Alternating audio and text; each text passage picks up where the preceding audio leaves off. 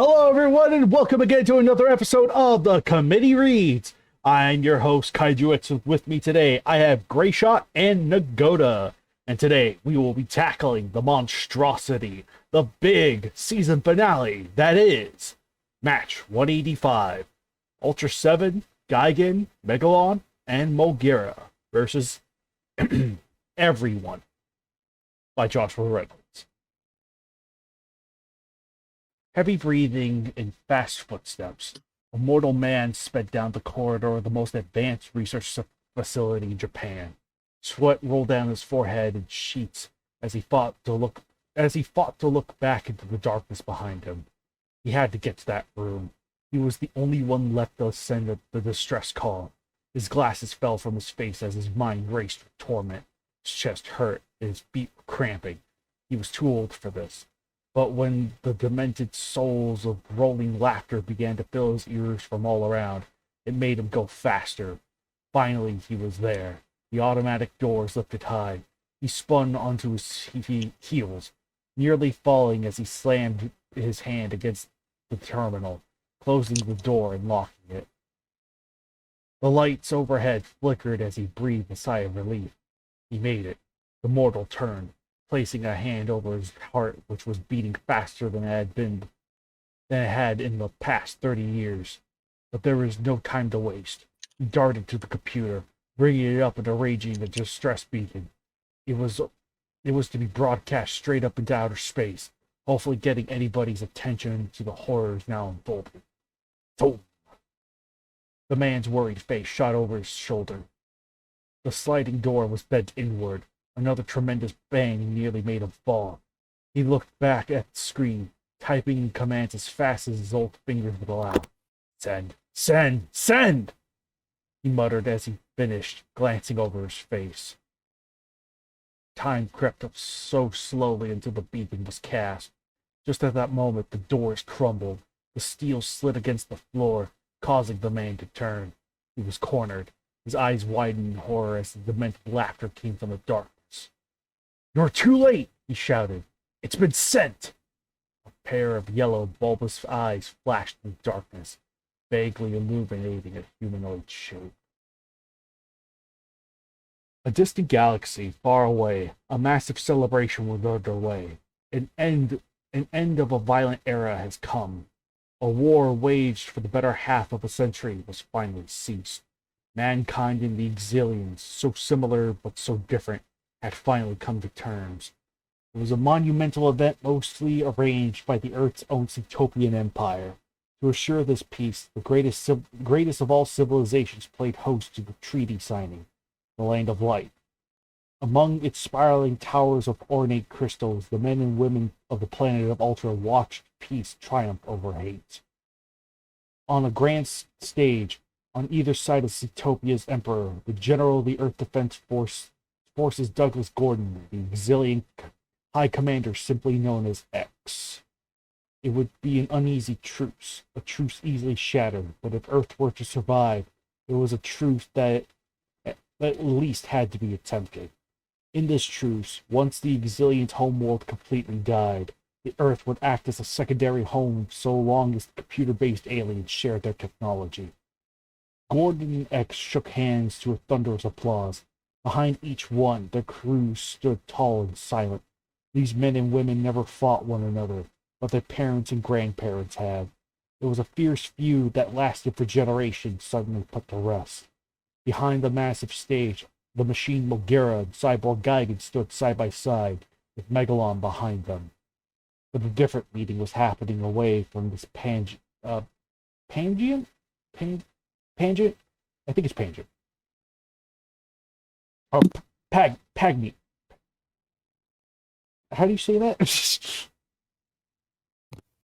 Oh, I think it's Tangent. Okay. It's just spelled. It's English. Pangent for peace. Okay, yeah. At least for this, that's how you'd say that. Pangent for peace. You're worried over nothing, Seven. Zoffi spoke sternly. Ultraman is a powerful warrior. You underrate him. The Crimson Giant nodded. He is powerful. Only to the masters. but it has been over a month since he's checked in. There has been no communication with Earth since that time. We need to do a reconnaissance. Who are these masters that Seven's talking about? I'm not sure. Is he supposed to? Does he mean like the Oh, second the only to the other? Masters. I would assume like Ken or Oh, probably like the martial art, like the most skilled of them, not like actual like. Okay, yeah, the most skilled. Yeah, second only to the Masters. Yeah. Ultraman is power. Okay. Okay, yeah, that makes sense because it's like you got like Ultra, like Father of Ultra, Ultraman King, and that kind of thing. Okay, yeah. Just like in terms of skill, it's like oh, yeah, okay. There's a great distance away between Earth and here, Sophie, commander of the space garrison, and its most battle-hardened member stated. When the humans go home, you can go with them if you want, but do not stress this truce. The universe cannot afford to lose another habitable planet. Ultra 7 nodded. Thank you, Sophie. The seasoned veteran. Habitable? Wait, what? Is that how you spell habitable? Habitable? I think so. Habitable. Habitable. That could be. Oh wait, have it. No. I think it's just one ta too much, huh? Yeah, I think so. Oh, but the seasoned veteran of the space garrison patted the warrior on his shoulder. Trusting your instincts is something you've always been good at, Seven. Only this time, I do hope you are more than wrong. On board the Gotengo, a young man remained behind. He didn't see this truce lasting. His parents were killed by the Exilians while he was still but a child. He refused to be on stage with them, let alone shake their hands. Ozaki rested his head back. Hurry up and get this over with, he spat, wishing he had never let Gordon talk him into this publicity stunt. A beep came from the terminal. His tired brown eyes opened. He brushed his black hair away from his eyes and tilted his head. He reached out, pressing a small circular button. Emergency rescue beacon detected. A computerized voice came from the Gotengo's control. Ozaki quickly sat upward. Where? Earth. Gordon placed his left hand on the treaty while lifting his right. This was followed by X. Both grizzled veterans in this war looked at another in the eye. It was the human who acted first, extending his hand for X to shake. The Exilian looked down, nodded, and smiled. Peace at last. Mere inches away from the historic handshake, Ozaki called out from the side of the stage. SOS from Earth! Gordon pulled his hand away and looked at Ozaki. What? Gordon looked back at X with an angry glare. The young leader lifted both of his gloved hands. It's not us! Just before Gordon could respond, a booming voice came from them from above the grand stage. Enough! It was loud enough to make the floor shake and send shivers down both Gordon and X's spine. I will not allow a misunderstanding to ruin this truce. I cannot command your forces, but I highly recommend both of you take your crews back to Earth to answer this beacon. X looked up, but couldn't see the source of the voice. And who are you? An Ultra that is very interested in seeing this truce upheld. X looked back at Gordon. He nodded. We'll go, but only if Geigen can as well. We'll go, but only if Geigen can as well. Gordon breathed deeply. Bulgaria as well. Emperor Antonio patted both of them on their backs. We'll remain here, waiting for your return, he declared, referring to the handful of Cetopians that also came for the truce. But Megalon shall return and lend his drills. Ultra 7 looked over at Zoffy. He lifted a finger and then pointed it at his own chest. I will assign Ultra 7 as well, to make sure this truce doesn't falter. Zoffy glanced back at the Crimson Giant. When you're right, you're right. The Gotengo was on our way back to Earth, a trip that would take a good 3 days, even when using the Ultra's mysterious pathways. Geigen, Mogera, and Megalon flew behind on the battleship. On board the On board, the Exilians and humans tried to stay out of each other's ways. X convinced Gordon that he and his kind had no invol- involvement. Okay. Okay. Well, yeah, involvement. Had no involvement in this attack, but Ozaki was still weary. About damn time we see some action on this journey, Mogira co-pilot Kyoshi Sato chirped. I was starting to feel cooped up. Hush. The far more calm, collected Koji Shinjo ordered. This isn't a combat mission, it's a rescue. We don't know what's going on. We still haven't had contact with Earth in over 2 months. The third pilot, Kiriyuki, joined the conversation. Do you think the Exilians are involved? I don't know, Koji sighed. I tried warning the EDF that putting the 2 most powerful weapons in our arsenal out of direct action for a prolonged period of time was asking for trouble, but he didn't want to listen, as usual. More bureaucratic bull. Kiyoshi was cut off before he could finish. Captain Gordon's voice came through barking orders. We'll be at Earth in a few. We'll be at Earth in a few. I want you all ready, but remember, until we see what is going on, Gaigan is not your target. On the bridge at the Gotengo, Dan Moribushi stood. He was stationed on Earth over 50 years ago as a member of the now-defunct Ultra Garrison. A visitor then as much as he is now. So much has changed. He looked through a viewport, spotting a base on the moon. It's just for show, Gordon declared. There's nobody there. Government wanted to see if it could be done. Turned out there's not much beneficial use to a manned moon base. As they got closer to the Earth, Dan's head tilted. It's greener than I remember. Gordon and Ozaki stood from their seats. What the? Ozaki commented. Even through the clouds, they could see something was off. Vast patches of gray and green spread across the globe where there was once ocean and deserts. Gordon shook his head. No, this is impossible. We've only been gone for 3 months. X and a handful of Exilians walked onto the bridge. That doesn't look like the right planet. Gordon looked down at Ozaki. Take us to Tokyo. Pass. The Gotengo poked through the clouds, and what they saw left everyone speechless. Tokyo wasn't just in ruins, but it was infested with a strange growth. Massive mushrooms stretched out of buildings and swallowed up entire city blocks. Nothing moved among the grotesque sight. Neither humans nor animals remained, not even birds. Even trees and grass had been assimilated into the vast field of bulbous fungi. What the hell is this? X spoke, tilting his head. Ozaki, set us down. Gordon remained cautious. Mogira, scan the area. See if you can pick up something.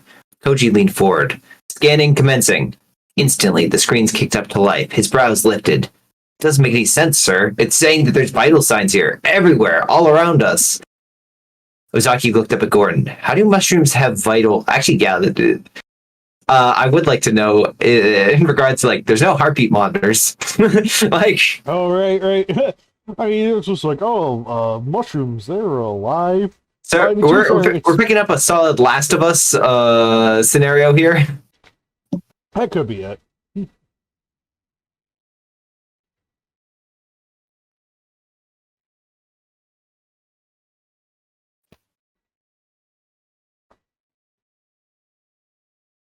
You there?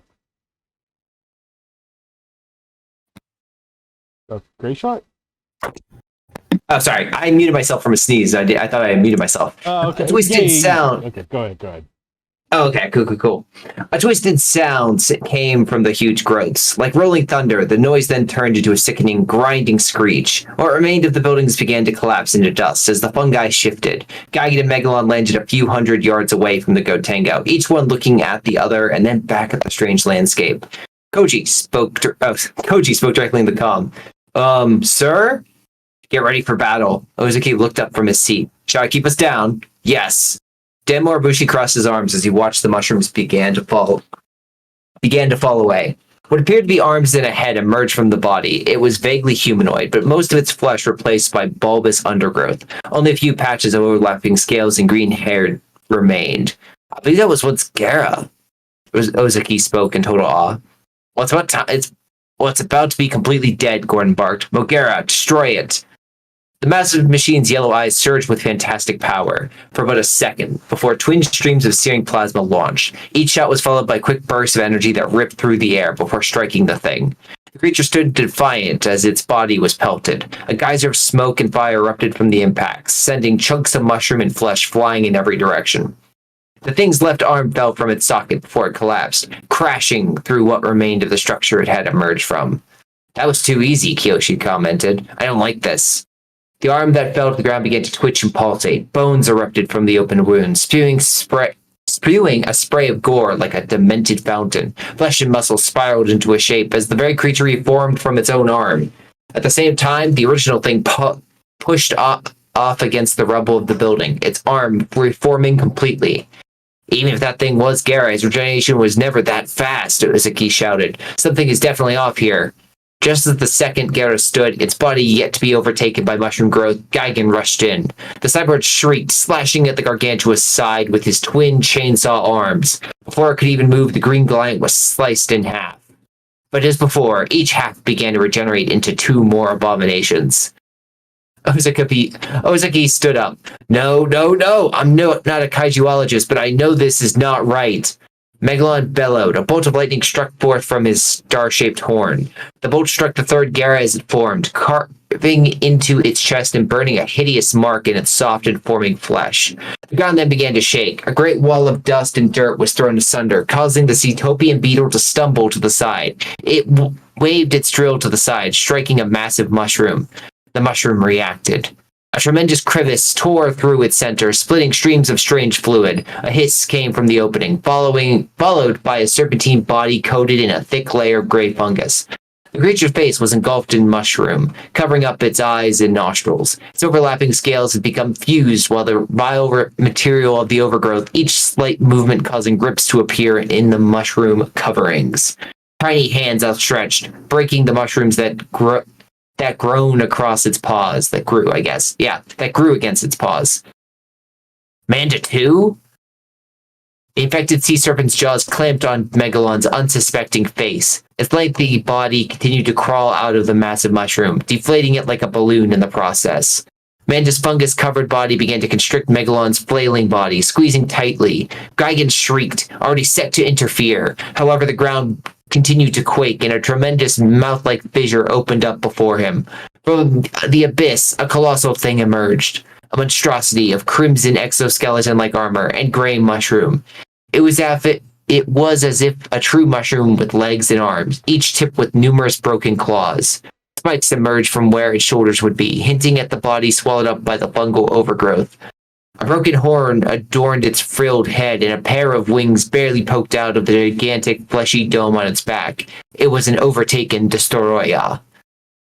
Gigan stopped in his tracks as Destoroyah's mouth split wide, shooting its destructive beam in the process. The cyborg fell backward, screeching while Mogera took aim and fired, but its beams just weren't powerful enough. Its blazing eyes began to dull as the chest-mounted cannon emerged from its armor. Before it could fire, two Garas grabbed it from the side. Mogera's drill activated instantly, and its head shot down, driving the rotating weapon into the first Gara's skull. Its body went limp as the drill pulverized its forehead and face, spraying blood and brain matter across the machine's visage and viewports. The second Gara positioned itself in front of the cannon, quickly prompting Koji to fire the powerful weapon point blank. A blinding flash was created by the green gargantua being split in half, each half being carried across the seascape with a burning trail following behind. Gigan recovered and his crimson eye flashed with burning light. His beam fired, striking Destroyer's overtaken face. The oxygen destroyer spawned thing fell to a knee, but through its horrible roars, laughter began to come from the mushrooms that grew everywhere. All over the place, the mushrooms began to move. What were once kaiju had now become walking hosts for the parasitic growth. Sir? Orders? Koji Shinjo asked repeatedly to Captain Gordon. Get us off the ground. Get ready to fall back. I want to... The Gotengo shook as mushroom-covered tentacles emerged from the ground and wrapped around the hull. Kazora's unmistakable chirp added to the laughing fungus as it held the ship fast. This is the Gotengo. We should be able to break free. Ozaki squeaked the controls squeezed the controls tightly, fighting to get the ship back into the air. Gazora's body continued to rise from the ground in which it had buried itself. Its tentacles strained until sickening fluid began to drain from them and the mushrooms growing from it. One snapped like a weak rope, causing the creature to call out, then another, making its grip lose enough to fail. Gazora hit the ground from a few dozen meters up, its remaining tentacles waving about. As Destroya's face began to pulsate and regenerate from Gigan's attack, the cyborg cackled and leaped into the air. The order was given to fall back. However, Megalon was missing. The Lord of the Underground Kingdoms was trapped. Manda's massive length and powerful muscles bound him like an anaconda. Snapping jaws had gripped the base of its horn, holding its head down and steady. The insect god tried to struggle, but he couldn't move. He could only watch as the Gotengo, Gigan, and Mogera lifted into the air. Its eyes then spotted a mushroom-covered Gara limping closer. The growths on its body began their booming, insane laughter. It fell to its knees before Megalon's head shot forth in its arm, stuffing it inside the beetle's mouth. Megalon began to gag and choke, head thrashing to no avail as the Gargantua forced its fungal arm down his gullet. The insect's mandibles began to break and splinter as they were stretched far past their limit. Gara twisted its arm, breaking it at the elbow. With several yanks, the bone broke free of flesh and mushroom. Strands of muscle snapped like string as it stood back up, allowing the arm to vanish down Megalon's mouth. Manda's constrictions began to loosen, and the beetle began to heave, spitting up his own blood mixed with Gara and fungus covering the arm that it was force-fed. Then it all ceased. Its arm began regenerating. Gara stood up as more copies of himself were joined by the infested Gazora and Destroya. Manda hissed as Megalon's body stiffened, but his bulbous eyes grew brighter in color. The broken mandibles began to pop back into place, returning to normal. The insect god sat up before climbing back to his feet, looking at the other monsters beside him, his new allies.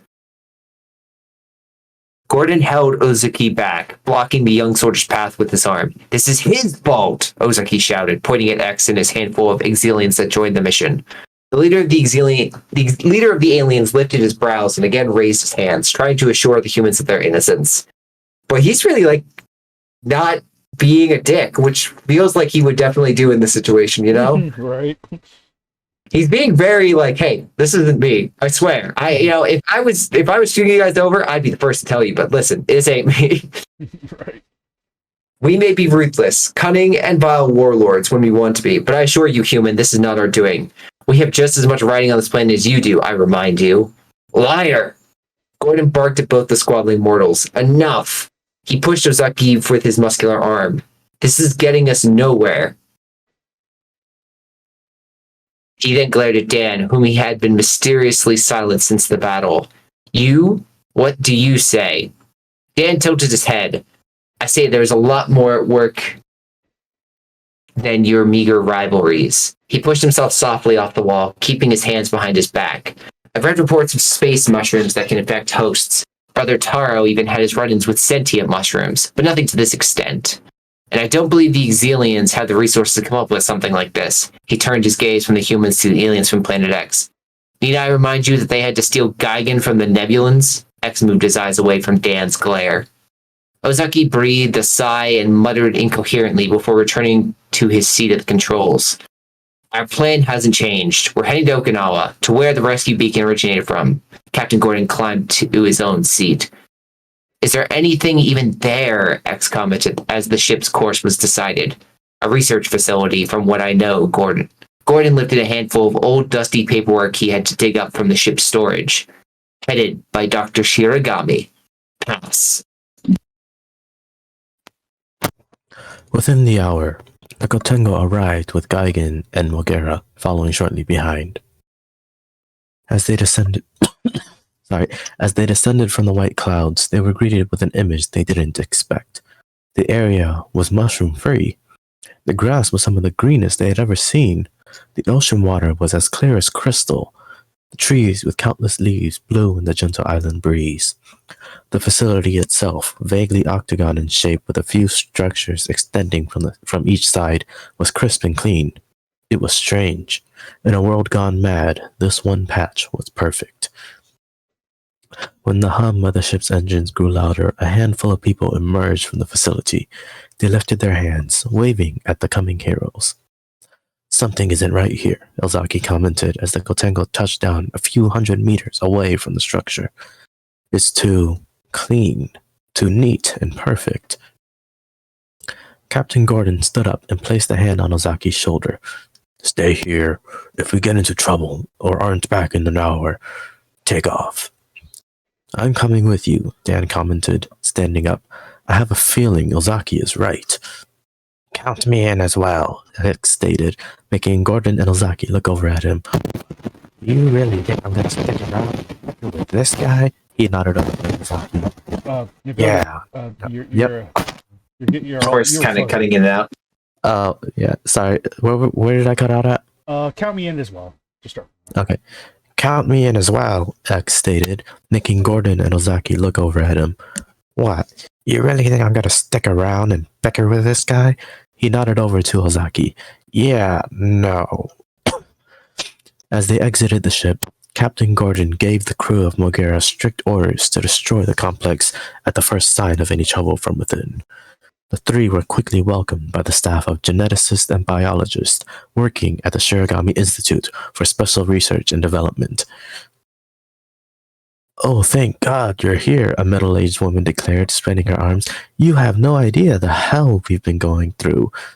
She had to be about Captain Gordon's age, maybe a few years younger at best. Her red hair was tied back, and her form hugged by a white lab coat. You are? The captain eyed her. Elsie Chapman. I work here, or did anyway.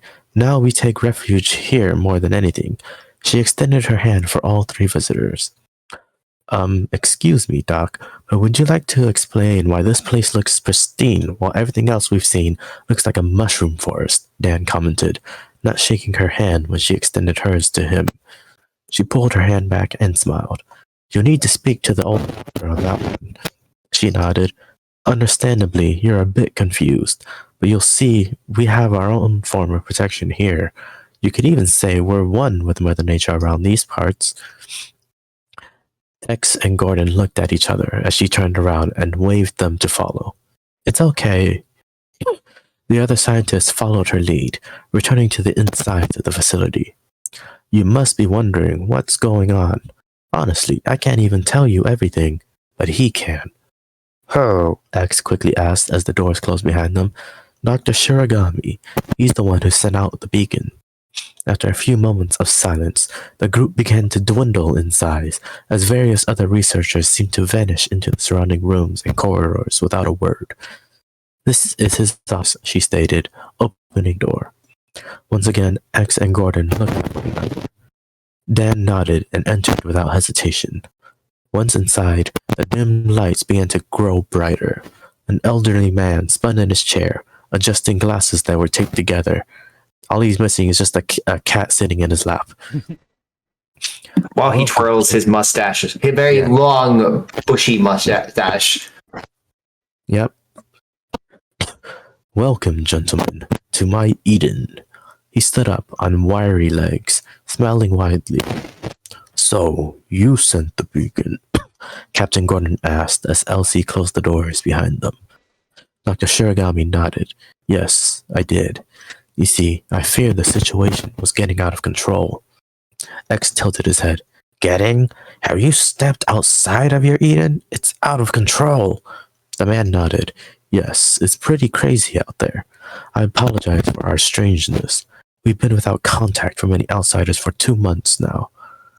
Captain Gordon placed his hands in the pockets of his trench coat. What exactly happened? Why are there mushrooms everywhere? That would be my fault, Shirogami admitted, putting the palms of his hands together. You see, my daughter, Erica, and a handful of her friends stumbled upon an island 5 months ago. They were stranded without food and turned to a bizarre mushroom to survive. This mushroom was unlike anything ever known. Dang, she survived the explosion? Only to get shipwrecked on Gilligan's Island to eat a mushroom. Oh, what a shame. Well, I'm sure this is just a different AU where the events of Biolante didn't quite happen. So it's fine. Yeah, I mean, we got Final Wars, we got Megalon. It's a hodgepodge. We got Mogera. Yeah, no, we got Godzilla the series with Elsie. Yep, and even Ultra 7 here. Exactly. So we're fine. Yep. In this universe, she didn't become a rose, she became a mushroom. Yay! He grabbed a small vial containing a tiny sample of the fungus. We called it Matango. Once a host eats it, they're instantly addicted. And the more they eat, the fungus spreads and eventually takes over the host body and will slowly but surely turn them into a mushroom. How did it spread, though? Across the entire planet? Dr. Shiragami lifted a finger. I tried a lot of things to reverse the effect. Even Godzilla cells, plant cells, nothing worked. But I had an idea. An illegal idea for its time, but an idea. I had to pull countless strings and call in favors, but I acquired a handful of cells from an alien source. Dan's brows lifted. You didn't. Dr. Shiragami nodded. Oh, but I did. He turned around. I gave Erica a dose of Orga cells, and these cells saved her life. Isn't Orga cells just Organizer G1? Yeah. Well, yeah. Yeah, like, but crazy and alien. Yeah, I mean, Is it? It's like- just pure Organizer G1 with like Millennium cells, I think. For all intents and purposes of the story, it's Orga the creature, not Organizer G1. So. yeah, I will say, at least for Orga, that his regeneration is even better than Godzilla, though I think it's unstable is the reason as to why. Yes. Yeah, it's correct. better, but it's like unstable and imperfect. Yeah. Which is why he turned into like a big hulking hunchbacked monster instead of staying that UFO shaped thing. Yeah, you take the pros with the cons. Exactly. X stepped away from the man, and I assume that's when you lost control. Even exilians have a ban on Orga cells. They replicate anything they come in contact with. Dang. Good guy X over here. Paragon X. This is not what I expected or remembered, but this is interesting. Man, when even exilians have bans on it, something is crazy. It's like the cartel's like, listen, guys, we don't touch that drug. That drug is just too crazy even for us. Yeah. Shiragami kept nodding. Yes, and through the Matango, it gained the ability to infect and take over. He took a step closer to the ground, but I did get my daughter back. The same twisted. Yep, you get a whole bunch of bad news, but you thing. So it all works out in the end, I guess. I mean, the whole world is covered in mushrooms, but he got his daughter back. Mm-hmm. That's gonna make for one awkward, birthday card. Hey, honey, happy birthday! At the cost of the world. Pretty much. I mean, that seems to be a lot of like anime protagonist things right there. The same twisted laughter from Tokyo began to come from behind the trio. All three turned their heads over their shoulders, seeing the walls starting to quickly grow into mushrooms. Elsie Chapman's body began to shift, changing into a younger woman. Her long hair began to retreat back into her skull as her tan skin tone became whiter. The color of her hair began to change, turning black as night as it dangled upon her shoulders. You see, God is a very forgiving thing, Dr. Shiragami stated coldly. I had to get you here to show you the truth. There is only one way to immortality, and that is through me. I will let you live forever. Dan lifted his hand, pulling forth his ultra eye, while Captain Gordon began to unleash blasts of his sidearm laser. The blast caused Shiragami to stumble back, while Dan placed a pair of glasses over his eyes. The mortal's body transformed instantly, becoming that of the brave Ultra Warrior 7. Shiragami landed on a blossoming Matango, while Gordon spun, blasting the shifting Erica. Forever inside me, Erica finished her father's words as she fell into the wall, the Matango swallowing her body up like a black hole. Dang, this is just turning into Resident Evil now. I would not be surprised if that didn't inspire some part of this. Dr. Shiragami was engulfed by the ballooning mushrooms. The doors sealed behind them as the deranged laughter surrounded them. This was a goddamn trap, Captain Gordon barked as he began to shoot the Matango. X followed after Gordon tossed him his second weapon. Well, what do we do now? From the darkness of mushrooms, a humanoid figure emerged. The laughter of the Matango began to lessen, and a more twisted, broken voice came. Perhaps I should take a more appropriate form. A figure began to rise from the mushrooms. It was dark in appearance, but quickly growing a skeletal structure, muscles, organs, and skin. Blood began to flow through its body before its eyes opened. Ultra 7 removed his eye slugger from the top of his head, holding the galaxy-famous weapon tightly. No. The thing was taking on a form all too familiar to the Ultra Warrior. The naked man began to spawn clothes made from its very flesh, an orange suit.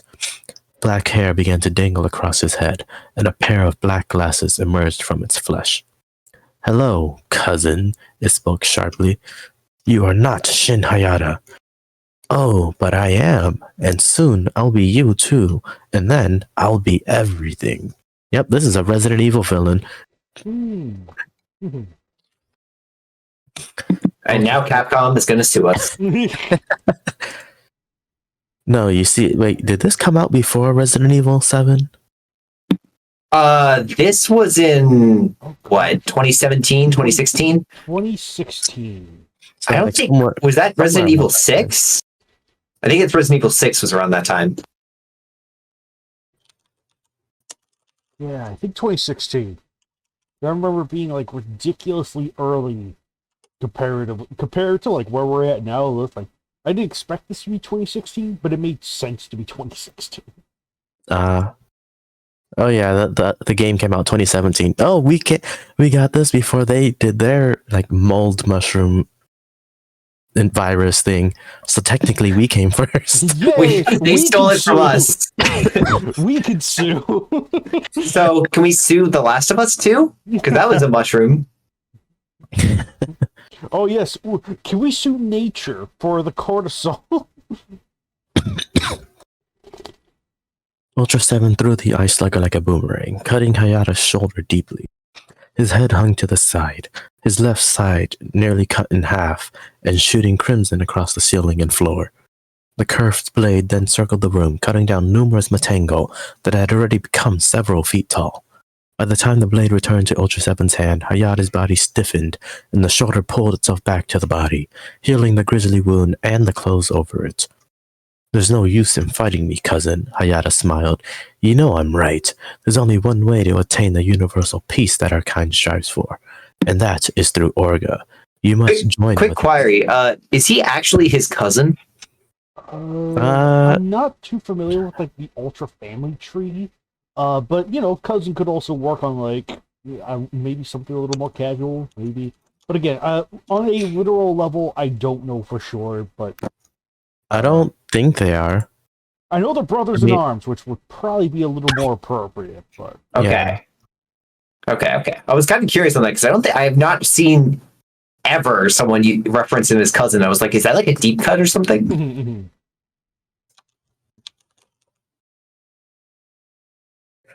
Yeah, and even then, I don't. Shin Hayata's a human, so. Well, I imagine in this case it's more referring to Ultraman and Ultra 7, not their human compatriots. I mean, even then, like 7's human form is still just 7. Hayata's is a whole different person. True, that's true. But let me see. Oh, wait, where was I at? you're not an Ultra. You're not even human. You're not an Ultra. You're not even a human. You're just some goddamn space monster with an ego. He's not even a space monster. He's an Earth monster. I mean, technically, I guess. Well, with Orga, I guess. So he's part space monster, and he's just rounding up. I mean, I guess if you include Earth as a space thing, then it's technically a space monster. But then all monsters are space monsters. 7 slid the ice slugger back into place on his forehead and brought his hands to the beam lap between his eyes. A beam of green energy flew, striking Hayata in the chest. The imitation of the brave soldier was instantly engulfed in a brilliant glow. The thing didn't cry out, but instead laughed maniacally as it was pushed back, its entire body turning into embers before erupting into a ball of fire. Ultra 7 began to sweep the beam across the room, vaporizing the mushrooms that were closing in. He cleared the sealed doors and blasted them open, sending a wave of fire through the hallways. Go, he ordered, turning around and firing more of the Miriam ray into the room to destroy everything. Humanoid Matango freaks began emerging from every room. Wow, way to call them freaks. China Very hurtful. We apologize to anyone that was insulted by the designation. Yes, we're sorry for all mushroom people. Blasting through the hordes of bizarre things, Captain Gordon and X kicked open the entrance doors. They nearly fell at what they saw. The Gotengo was already lifting into the air as the grass and trees were changing forms. Gigantic crevices were forming, swallowing up sections of the complex. Gordon and X began to wave their arms, but the Gotengo was unable to see them in the carnage. Suddenly, their bodies were lifted into the air. Ultra 7 flew from the structure, grabbing both of them in his arms. Their combined weights were nothing as he carried them back to the Gotengo, placing them on the top side so they can climb in through one of the emergency exits. Gigan shrieked and Mogera hovered in place, each watching as the entire facility fell into the earth and was replaced by a blossoming mushroom. The robot began to fire, shooting blasts of plasma from its eyes. The streams of the burning energy detonated like firecrackers on the bark of a tree, doing little damage to the massive growth. Ultra 7 stood on the outside of the Gotengo as it got up higher, past both Gigan and Mogera. Ozaki, get us out of here, Captain Gordon demanded as he and X entered the bridge. What the hell is going on? Where's Dan? The entire thing is Orga. Everything going on. It's all Orga now. Boo. The tremendous mushroom began to split like an eggshell. A titanic roar was followed by booming laughter. Tendrils of plants erupted from the ground, reaching up. From the tips, mushrooms exploded into tooth-lined jaws. Behold my child, Dr. Shiragami's voice erupted from the Matango. My daughter, myself, and God fused with Mother Nature. Violante! A tendril ensnared Mogera's left foot, holding it tightly while Gigan flew around, avoiding the whip-like weapons. Ultra 7 dove from the hull of the Gotengo, his size rapidly increasing. He fired his Amerium beam, cutting the tentacle that captured Mogera in half. The rest of the abomination emerged from the colossal Matango. It was a freak, a walking mountain of vegetation, mushrooms, and teeth. Lots and lots of teeth within an oversized crocodilian muzzle. I'll just pass here. Pass. I need to get some water. That's fine. Alright. You shall join us and see the path to immortality can only be achieved this way. There is no other way. Countless voices came from within Biolante's tremendous size and escaped from its monstrous maw. Gigan saw his reptile life as tentacles came at him from every direction. He began to spin, cutting through the things like a weed whacker. The abomination's mammoth jaws shot open, bellowing its thunderous wails for miles. Lines of emerald power began surging through its vile flesh and mushrooms before gathering in its muzzle. Again, its jaws parted, but a roar didn't come forth. Instead of a geyser sizzling green fluid was spat. Gigan ducked low, barely avoiding the spray. However, the thing twisted its colossal body in mid-spray, hitting Mogera's right side. Its mighty armor began to sizzle and steam, instantly making warning lights spin inside the cockpit. Some sort of acid, Koji shouted as he began switching off the loud sirens. Give it a taste of an SGM. Akira Yuki slammed his fist on the machine's controls. With its sides still steaming, Mogera spun in the air. Its left cone-shaped hand pointed down at the half-plant monstrosity. The cones then popped up with a hiss, revealing a colossal missile within. Before Biolante could react, the warhead shot. A blast of smoke and fire engulfed Mogera's arm as the mighty weapon fired. The warhead struck the top of Biolante's head, its rotating top drilling into its skull for a brief moment before detonating. The sheer force of the blast sent her top half crashing down while blowing a hole in its cranium so wide that it could birth an adult whale. Before it could recover, Ultra 7 landed with a thud. He crossed his arms into a T shape while summoning vast internal energy. A brilliant beam of blue and white energy shot forth, crashing into her downed jaws. The wide shot fired for several moments, each passing second stripping entire layers of flesh and mushroom from its twisted form until, finally, a blossoming explosion erupted from where Violante was. Its entire body was swallowed up, shooting meteor-like chunks of burning bits across the landscape. Ultra Seven's chest rolled as he parted his arms and slowly lowered them to his sides. Too easy, he declared to himself as his reflective yellow eyes watched the spiraling tower of fire. Before anyone had a moment to breathe, tentacles shot forth from the ground in every direction. They collided around Ultra 7's restraining the brave warrior like a swarm of angry pythons. Geigen's saws kicked back to life as he dodged the whipping limbs, but a spear-tipped tendril seeming came out of nowhere. Cybernetic mandibles and beak parted, unleashing a high-pitched cry as the tendril tore through his chest and erupted from his back.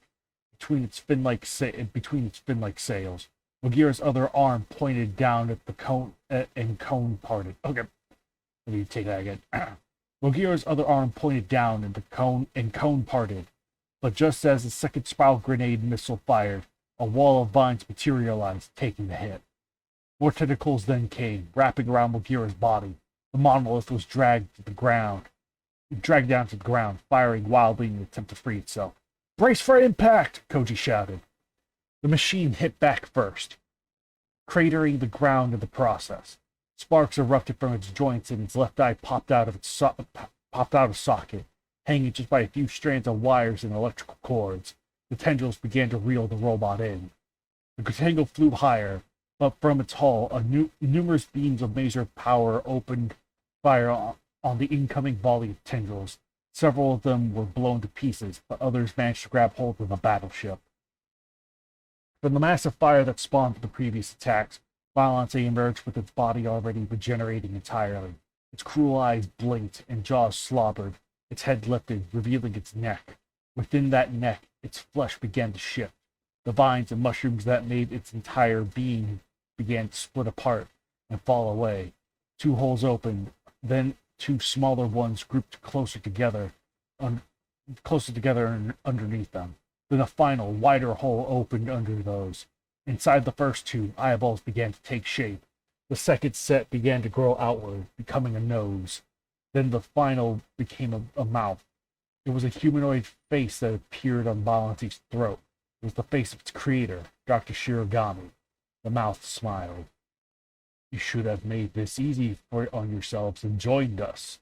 Ultra 7 struggled as his limbs were bonded tightly. "Why struggle, cousin?" "I'm not your cousin!" Ultra 7 shouted in rage. In his anger, he managed to snap one of the tendrils, but two more quickly replaced it. Thick streams of black fluid rolled from Geigen's wound and upon the tentacle impaling him. However, the cyborg was still alive. His crimson visor flashed and its chainsaws rent to life. It swung low, cutting the tentacle off that had stabbed him. Violante's gaze looked up as the alien began to fall. Its mouth opened wider, spitting its deadly fluid at the airborne kaiju. Geigen's eye flashed, firing back.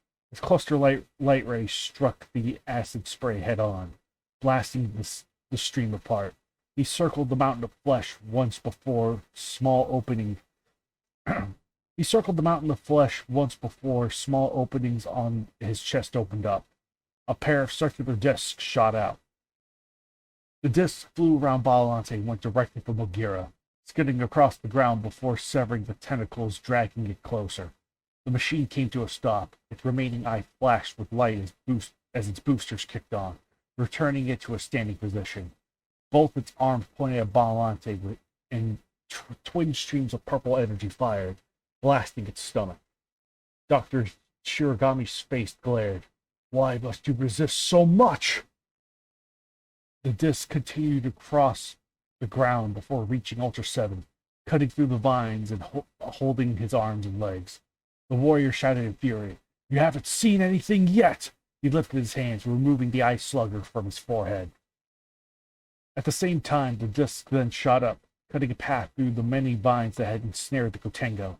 Pieces of the vegetation began to fall, bouncing across the landscape with mighty thuds while discs returned to Gigan like a boomerang, vanishing back directly into his chest cavity. The resistance surrounded Biolante, but this fact seemed lost on Shirogami. The demented face grinned, showing rows of pointed teeth comprised of Biolante's vines. The crocodilian snout of the behemoth opened once more, bellowing a triumphant noise. The rolling sound deafened everyone and muted all other noises coming from the group. Ultra 7 squeezed his ice slugger. "Enough of this!" he shouted, throwing the weapon. The blade shot through dozens of vines, sending dozens of bits and pieces falling to the mushroom-covered earth. The abomination snarled, its doll-like eyes locking on the crimson warrior. The face of its neck sneered. Already the tentacles that had been cut to shreds began to regenerate. Instead of snapping, Venus flytrap-like jaws Instead of snapping, Venus flytrap-like jaws, razor-sharp spears took their place. From behind, Gigan's cluster light ray detonated, wrapping a blanket of small explosions around its sides. The creature's head turned and more tentacles lifted up. The Gigan's circular disc shot out once more, taking out every incoming tendril precisely. A new sound came from the darkened heavens. The Gigan in Ultra 7 looked up. Something was coming down at high speeds. It was a living creature, like a bat. The face of Shirogami began to laugh. "Come to me." It chuckled as Biolante's head lifted and jaws parted. But then its mouth split even more so, tearing its skull apart. Green ooze spilled to either side as its gaping mouth somehow became even bigger. The flying newcomer shrieked again. As it got nearer, it became obvious what it was. It was a Gauss. Infested by Batango, it too had become one with the sadistic Orga plague. Brown flesh was now matted with fungus. Its wings were torn up, but could still retain its high speeds of flight. And now it had been summoned to aid. It already knew what to do. Violante's mouth continued to split until the torn flesh was down into her stomach basin. The Gauss flew down with a final call. Its wings tucked to its sides as it fell directly into Violante's monstrous jaws. The widened muzzle clamped shut like a bear trap, engulfing the Gauss. The flying nightmare was instantly gone. Violante's eyes widened, and its flesh began to darken. "Now see the true power of a god." Dr. Shirogami's voice boomed as his face briefly began to take the shape of Gauss before returning to the man's. The plant-like flesh of the abomination became soft and rubbery. Many tentacles stiffened, developing thick veins. The tips of its tentacles expanded into balloon-like mushrooms before popping with a sickening noise and fluid. Now replacing the flytrap-like jaws were Gauss heads. "Take cover!" Koji demanded as the multitude of Gauss heads looked up upon the last of humanity's hopes. The pilot of Bulgaria already knew what was about to come. The machine boosted into the air, as did Gigan.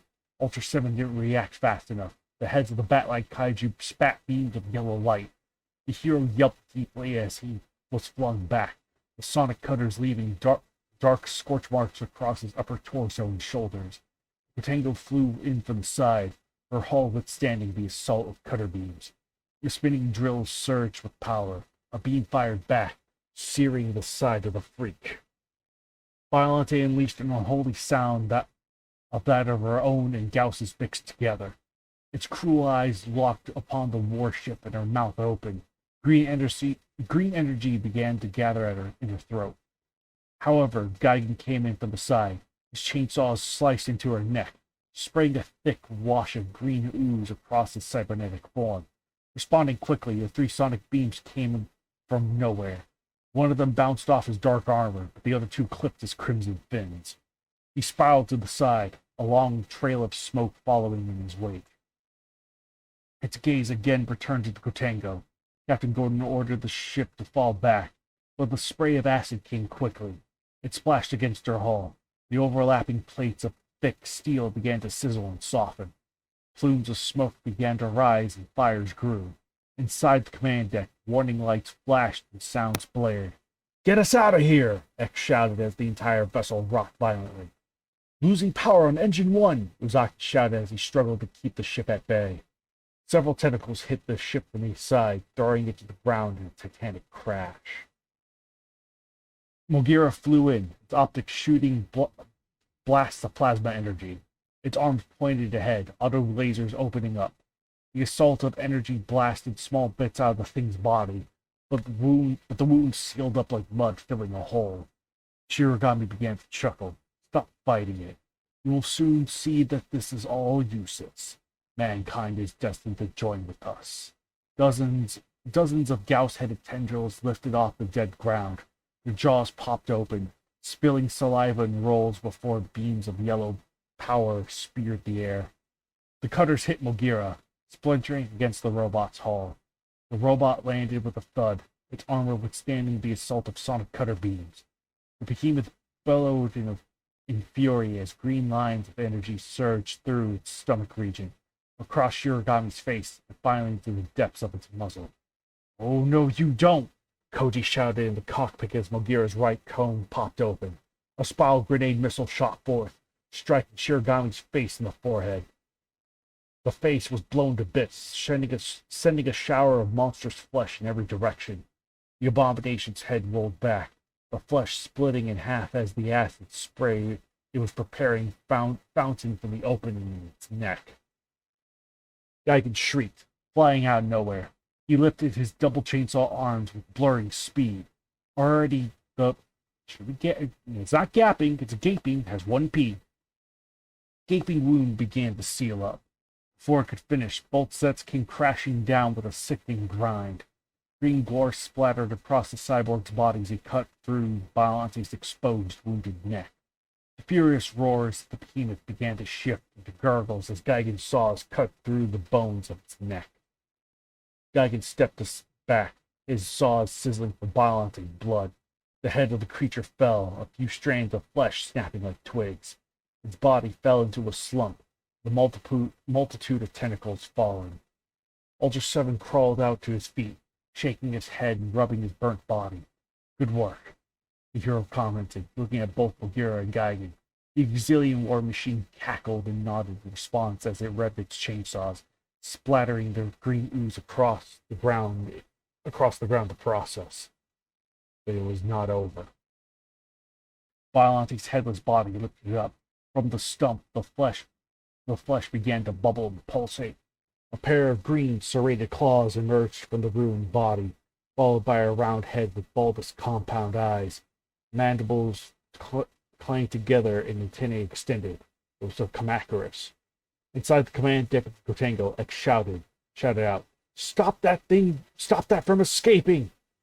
Mogira's other arm opened and extended outward. The spiral grenade missile fired, but Kamacuras shot out with blurring speed. It jumped sky high just as the missile made impact, obliterating the remains of Biolante in an expanding mushroom cloud of smoke and fire. The insect flew faster as Gigan took chase. No matter how fast the cyborg could fly, the mantis could move faster and vanish into the churning skies. The creature escaped. The entire ecosystem of the island began to collapse. Vast mushrooms disintegrated into gray ash that covered the ground like a thick snowstorm. Mogira landed with a thud, sparks erupting from its damaged eye.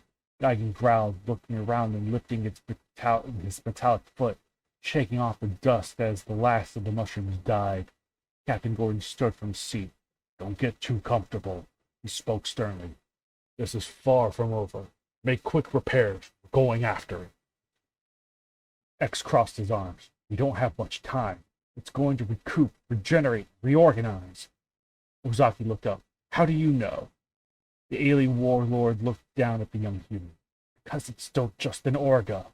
Through all its mutations and powers, it's still just an Orga. It simply wants to feed and exist, and we pose a legitimate threat to its existence. It's going to do anything it can to stop."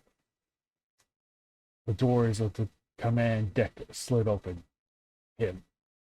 X nodded to Dan as he walked in with a limp. All eyes in the command deck looked at the hero. "Why him?" Ozaki questioned. "Because he's an Ultra. of everything on Earth, he's the one who can send the message out to the rest of the space garrison too.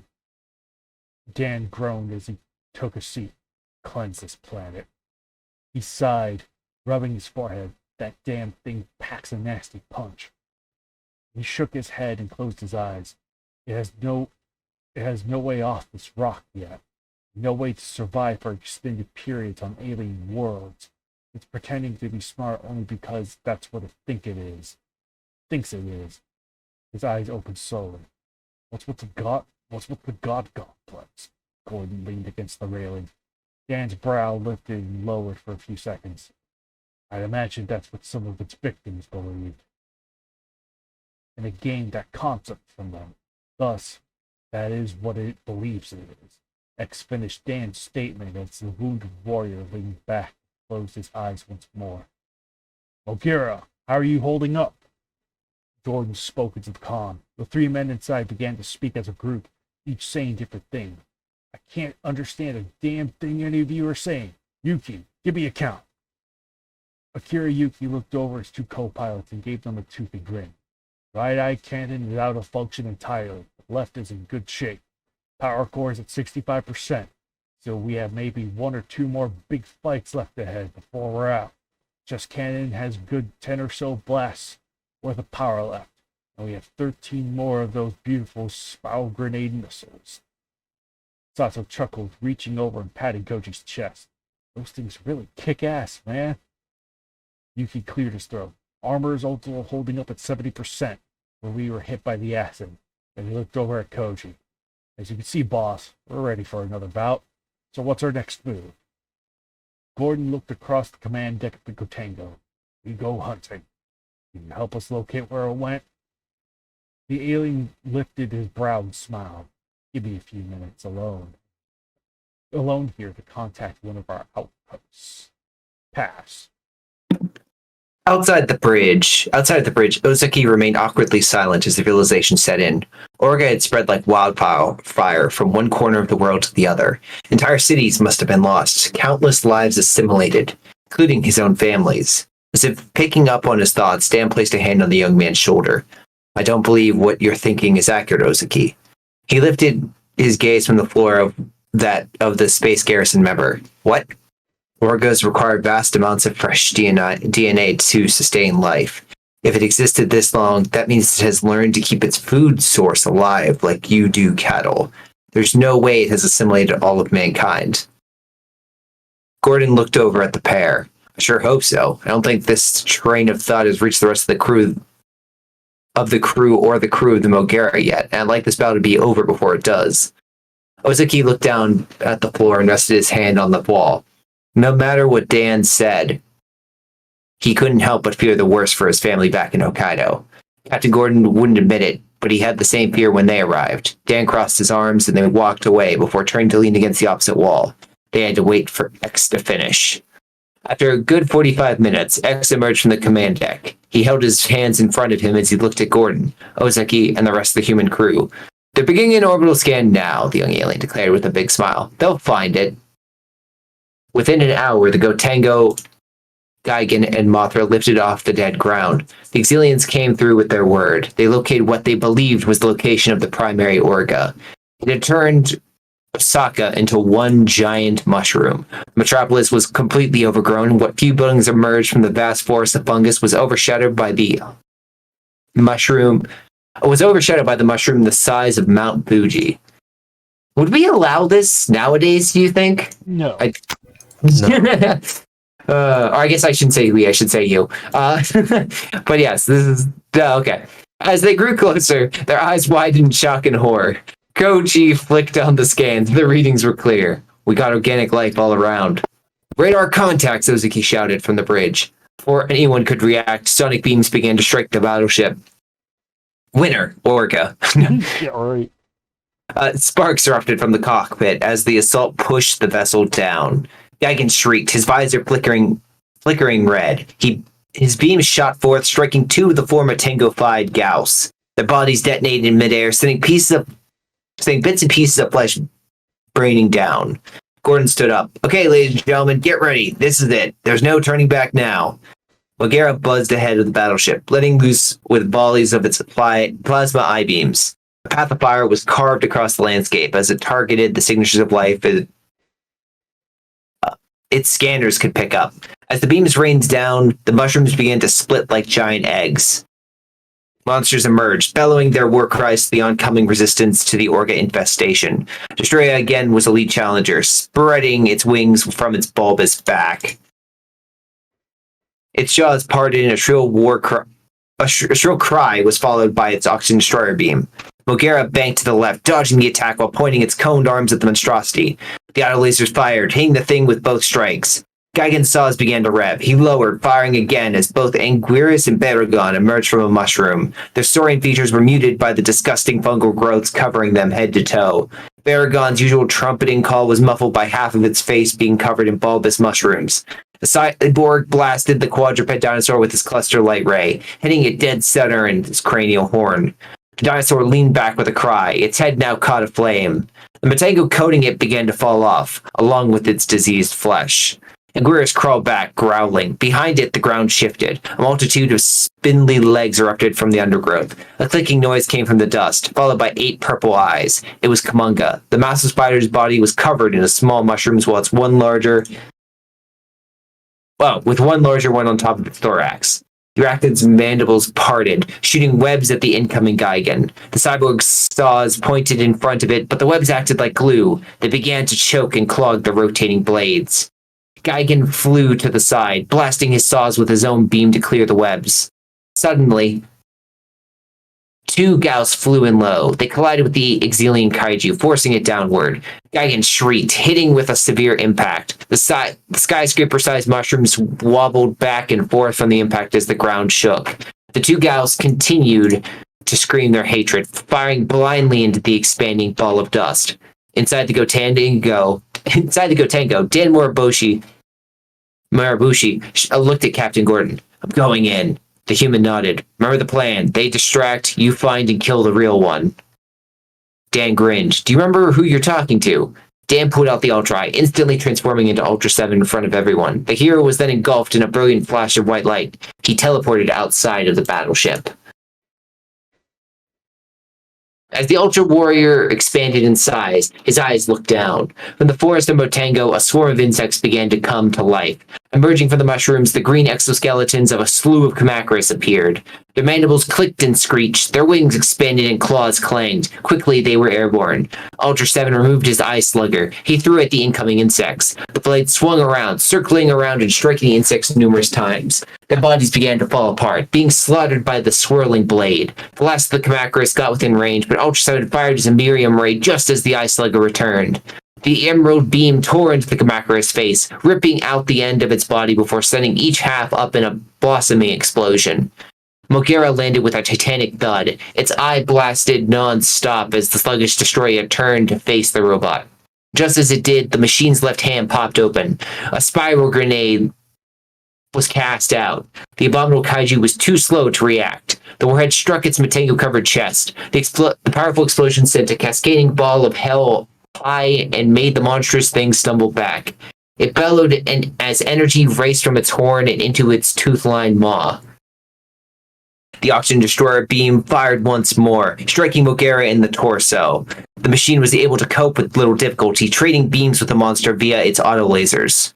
Suddenly, something crashed into Mogera from behind. The robot slid forward from its treads as muscular arms held it. Its upper body began to rotate, causing the newcomer to release it. The monster was Gera. The green gargantua shrieked its horrible sound, but was cut short by a quick blast of a spiral grenade missile. The missile struck its chest and tore into it deeply before detonating, blowing the freak's body in half. It was just the distraction Destroyer needed. It was just the distraction Destroyer needed, however. The abomination moved as fast as its bulky legs would allow and closed the distance, swiping down with an energized horn. Sparks erupt from both inside and out of Mogera as it was forced down, the armor across its back and its shoulders sizzling. 1 sec. Alright. Oh god, I needed some water. Okay. Gigan stood up, swiping at the air with its chainsaws. Oh, hold on. I think you skipped the whole bit. Oh, the sorry. machine's Machine's head rotated on its shoulders. Its drill activated and it lunged, driving the rotating spike into the kaiju's midsection. A vile green fluid sprayed across Mogera's frame as it used its drill to burrow through Destroyer's exoskeleton. The spawn howled in rage and pushed away, stumbling back as its wound sprayed its blood for just a few moments before strangely sealing up. Okay, I think at this point you know that everyone on the planet has the super regeneration at this point, you know? Yeah, pretty much, yep. It's like, oh, how is this mysterious? It's like, I think it's the Orga Motango. No, you're totally like strangely sealing up. It's like, bruh, we already know the answer. Yeah, it's a solid, we think it's this out of 10. Would not recommend. Geigen stood up, swiping at the air with his chainsaws. Deja vu. One Gauss escaped, but the second was clipped. Its leg came off with a disgusting snap. As it shrieked, Geigen's eye fired once more in a single... Wait. Sorry. Once more and caught the shadow of the evil emitter. Oh, thank you. Skip. Its leg came off...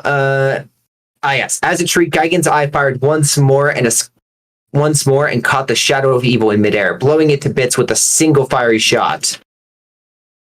He turned around just in time to spot both Ingrius and Baragon rushing in like enraged rhinos. He jumped into the air, dodging both of them. Baragon spun, its jaws opening and spitting a stream of energized heat. The heat ray washed across Geigen's dark armor, quickly making the areas it hit glow bright. The cyborg cackled, spreading his arms and shooting his notorious cutter discs once more. The two discs came down with minds of their own, cutting into both Ingrius and Baragon. The armored kaiju was protected, but Baragon fared much worse. The discs ripped in and out of him numerous times, each strike cutting entire chunks of its flesh. Their painful wails echoed throughout the battlefield, muffling the noise as Geigen's saws kicked to life again. He flew in low, landing with a titanic thud on Baragon's back. He drove his dangerous weapons downward, sandwiching Baragon's neck with them. As Ingrius barked and carried on from his own cutter disc damage, Geigen proceeded to cut the brown-hued Saurian's throat. A geyser of crimson sprayed upward, along with chunks of flesh and bone several meters in diameter. A downpour of blood fell from Baragon's jaws as they went limp. His glowing nasal horn began to dim. In just a few moments, the subterranean titan's head fell limp, its spine snapping like a twig. The rest of its body followed, falling against the ground. Standing straight, Geigen cackled. The cyborg clanged his saws together as he summoned his razor discs back, allowing Ingrius to roll away. The dinosaur was horribly maimed with countless cuts and gashes across his limbs and protective carapace. The Gotengo opened fire as Gauss and Kamakaris swarmed in. Masers fired in every direction, blasting the airborne monsters with every amount of firepower the ship could muster. However, it wasn't enough. One Gauss landed on her hull, then a Kamakaris, followed by more and more. The increasing weight was overpowering the ship's engines. Captain Gordon gritted his teeth as he held the sides of his seat tightly. "We're going down!" Ozeki pressed the controls, activating the ship's drill. One Gauss was caught and quickly pulverized by the massive drill. Boom! Despite taking numerous enemies with it, the Gotengo came to a sudden crash. Her nose stabbed the ground, breaking the mushroom-covered streets and breaking into the infested subways underneath. She kept firing at the swarming monsters, but it was no good. For each one that fell, it seemed as if 3 replaced it. Geigen backed away as the wounded Ingrius approached the beheaded Baragon. The cyborg's head tilted as the horned Saurian's jaws began to split down its body, breaking the flesh of its own shoulders and chest cavity, exposing its rib cage. The blossoming mouth grabbed hold of Baragon like a snake would oversized prey. Teeth sunk into the dinosaur's flesh, drawing streams of crimson. They then began to close, drawing the headless Baragon into its own body. Ingrius' body began to pulsate, becoming bulkier. From either side of its head, Baragon's ear-like flaps extended. Its short horn extended like a sword, developing a haunting glow. The Ankylosaur's claws became larger and more mole-like. The spikes covering its carapace began to glow, and its gray flesh developed a brown tint. Ingrius had become a fusion of itself and Baragon. The hybrid's jaws fell low, releasing a haunting growl. A blast of its searing heat ray fired, charring Geigen's battle-worn armor. Cyborg cackled, stumbling back as fire sizzled across his torso. He fired back, but the strange thing jumped with surprising agility, landing a distance away. It fired again, this time hitting Gigan's sails by the side. Gigan hissed, turning to face it once more, but the thing jumped out of his view once more. Suddenly, a titanic blow hit Gigan from the opposite side. The hybrid had curled itself into a ball and used his form to run down the cyborg. Gigan's disc launched instantly, buzzing around his body like a protective drones. Still, they couldn't catch the speedy thing. But they did get something else. Rising from the ground, the serpentine body of Amanda lashed out like a demonic scorpion tail. Its jaws came within inches of clamping around Gigan's neck, with the disc zoomed in with surgical precision. The serpent god of Mew moaned softly before its sounds turned to gurgles. The discs cut through the base of its skull, decapitating it as well. Just as the head fell to the ground, the blurring speed of Baragon and Guira's hybrid came down upon it. It grabbed the skull of Manda in its blocky jaws and jumped away, dodging Gigan's saws once more. It then landed, giving the cyborg a brief moment to witness Manda's head vanish down into its throat. Its body then began to pulsate once more, falling flat against the ground. Its rough brown-colored skin began to darken and grow into overlapping snake-like scales. The outer horns of Anguirus' crown began to extend backward, branching out into the antlers of Manda. The hybrid's tail lifted up and waved back and forth as a line of spines ripped from the center of it and raced down to the base of the tail. The tip of the tail itself exploded into a bulbous mushroom of flesh and bone before popping into the snapping jaws of Manda that now loomed over its deranged form like a scorpion's tail. Gigan tilted his head and lifted his saws while forked tongues tasted the air from both of its terrifying heads. Pass. Oh, is Nagode even here? Good question. Oh, yeah. Yeah, he's muted right now. Oh, okay. I can go a little bit further. Okay, sure. Okay. Let me just drink some water. Sure.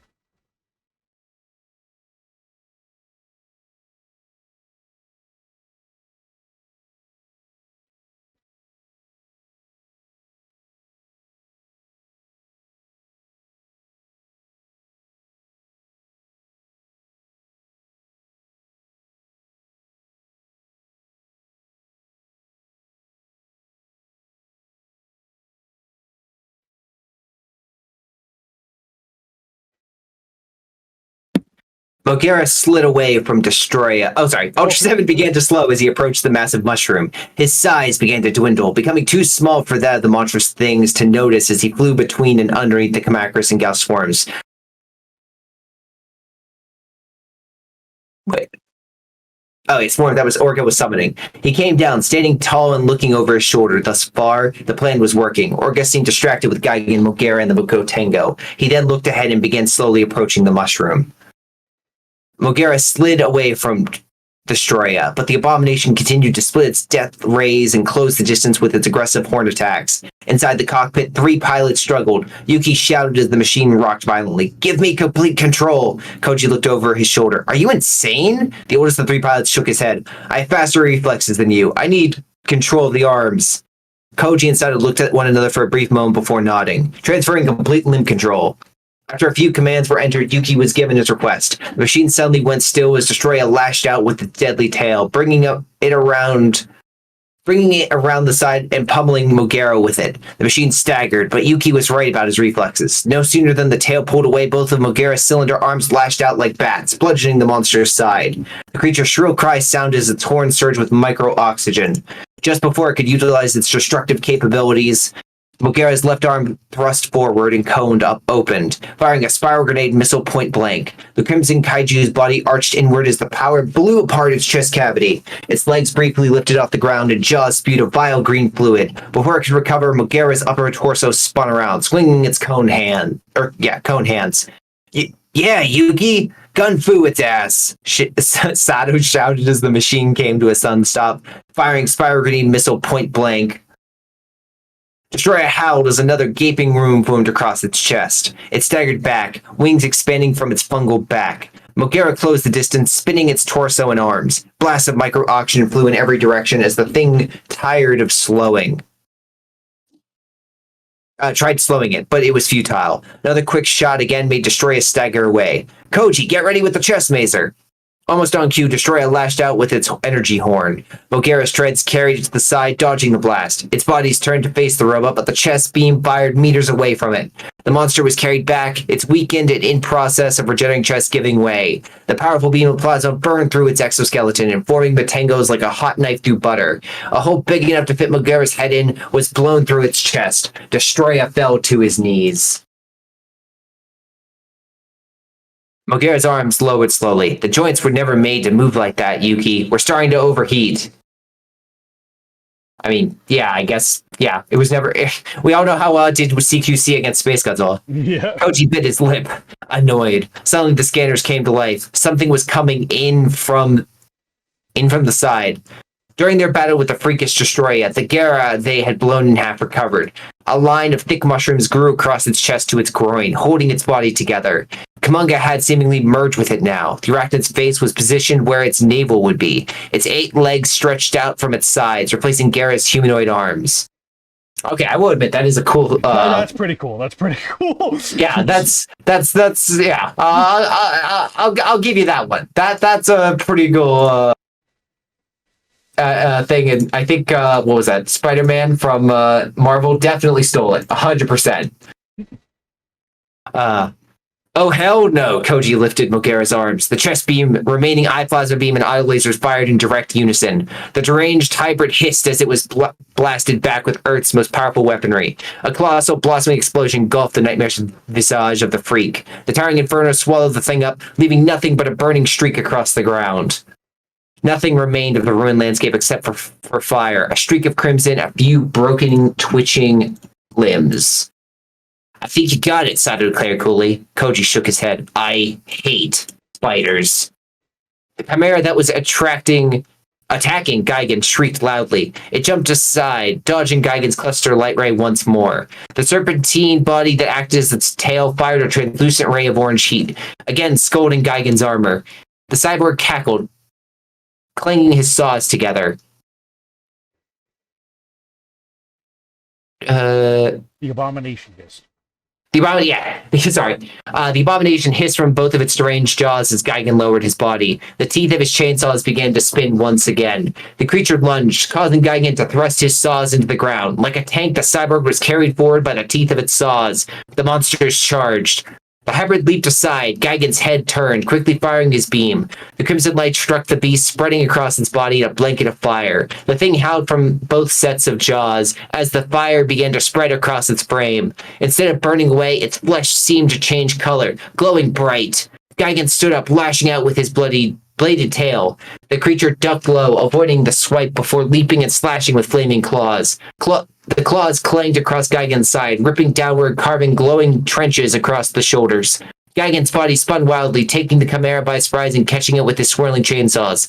The monster fell away with a scream, its serpentine jaws spitting another heat ray. Gigan lifted his left chainsaw, allowing the translucent ray of light hit it, quickly making the metallic weapon glow like the sun. I'm gonna need to pass. My throat is giving out. Yeah, you're good. You're good. Yeah, no. Nagoda, you there? I think it's still cooking. Yeah, no. If Nagoda's still cooking, I'll just read. So, Ultra 7 looked around as he ventured into the Matengo kingdom that the primary organ no doubt called home. His eyes glowed in the darkness and allowed him to see the various fungal passages. As he pressed on, he could hear both the sounds of humans and those that weren't. A strange shape appeared within the shadows. It was an insect. A gigantic insect. 6 legs carried its segmented body along with a pair of mantis-like claws. Bulbous green eyes looked at the hero curiously. It was a Meganulon, a member of Megaguirus' brood. It moved forward with a creaking segmented joints. Ultra 7 readied himself, lifting his hands to grasp his ice slugger. The insect hissed and charged faster, its slime-covered mandibles snapping hungrily. The warrior removed the ice slugger and ran forward, ducking its swiping claws and driving the ice slugger into its exposed underside. He then dragged it upward, almost cleaving off its head with one swift movement. The insect stumbled forward for a few steps before collapsing. Placing the bloody weapon back on his forehead, Ultra 7 turned around. Already, the insect was starting to regenerate. He brought his fingers to the green gem between his eyes. The immoranium beam fired, blasting its carcass. A fireball spread across its exoskeleton, quickly vaporizing every inch of its body with the notorious attack. As its body burned, Ultra 7 turned around. He ventured to where the creature came from. Once inside, he stopped in his tracks. His suspicions were proven correct.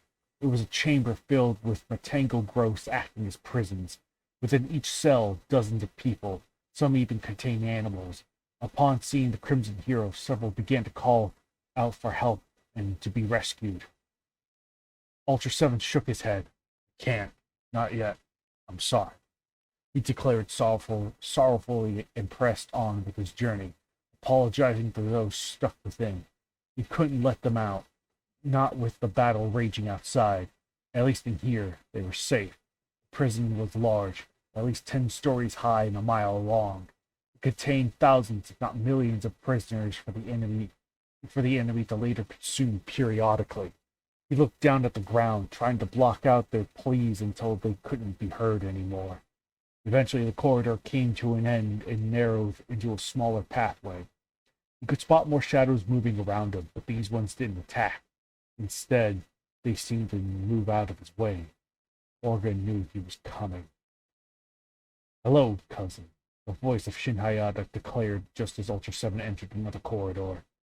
Ultra 7 stopped. He looked around, clenching his fists tightly. You've used this form long enough, don't you think? From the walls of the mushrooms, the body of Shin Hayata stepped out. He grinned widely while shaking his head. But I like this form. Ultra 7 removed his eye slugger and brought it down to his side. I'm not here to talk things out with a space beast. Hayata reached into the pocket of his blue jacket. Ooh, I thought it was orange. Oh. I guess that could be traditional uniform. I don't know. Pulling out a teal cylindrical object. There is no point in convincing you why you should join us. Instead, I'll just force you. He thrust his arm, holding the device into the air. His thumb pressed a small button on its side. Immediately, Hayata's form was engulfed in a brilliant white light. Ultra 7 stepped back as the light increased in size and took a humanoid form. Hayata transformed into Ultraman. The former hero of light looked down at Ultra 7. He spread his arms, laughing deeply. I'll crush you and absorb you. Ultra 7 lifted both arms to his side, increasing his size as well. He quickly matched his legendary cousin and brother in arms and size. For a brief moment, the giants from the land of light eyed one another. So it's come to this. This is how the fate of the Earth will be determined. Ultraman's head tilted. Ironic, isn't it? Ultra against Ultra, cousin against cousin, brother against brother, hero against monster. Ultraman swung with a clenched fist, his eyes burning with malice. I am a god, not a monster. Ultra 7 ducked low, allowing the punch to hit nothing and slamming his own fists into his cousin's stomach. Ultraman stumbled back with a groan as Ultra 7 lunged, wrapping both arms around Ultraman's midsection. He pushed him back, pressing him against the wall of the massive mushroom that they were fighting in. Ultraman lifted his hands over his head, combining his fists into one and driving them into Ultra 7's back. Crimson Giant fought through the pain as he tried bulldozing his former comrade into the tango. Ultraman drove his knee upward, smashing into Ultra 7's face. The giant released his hold and stepped back, pushing off of the wall. Ultraman crossed his arms into an L shape. A blue and white ray of spacium energy fired, illuminating the darkness. The ray hit Ultra 7, throwing him back and coating his front side with fire. Ultraman rolled his shoulders as he parted his arms. He chuckled. You see now, don't you? I'm more powerful than ever before, thanks to Orga. Ultra 7 rolled onto his back and looked at the approaching thing. You're just using my cousin's strength as your own, monster. He began to stand, throwing the ice slugger at his foe. Ultraman ducked, allowing the blade to stab into the wall behind him. Ultraman glared over his shoulder before returning his cruel gaze back to Ultra 7. He lowered his arm, gathering energy into a circular shape in the palm of his hand. The pulsating shape began to grow ridges like a rotating saw. He lifted his hand and threw it down. Ultra 7 rolled to the side just before impact, causing the Ultra Cutter to vanish in midair just as soon as it cut into the floor. He sat up, extending his hand to draw the ice slugger back. The boomerang-like weapon obeyed its master's command. It tore itself out of the wall and came down with a hiss, straight through Ultraman's left arm. The giant howled with rage, using his other hand to cover the wound that now sprayed a disgusting black fluid. The severed arm landed on the ground, using its fingers to begin crawling away into the darkness. The thing turned its back on Ultra 7 as the wound began to heal. The red giant crossed his own arms into a T shape, firing his own own version of a signature Ultra attack, the wide shot.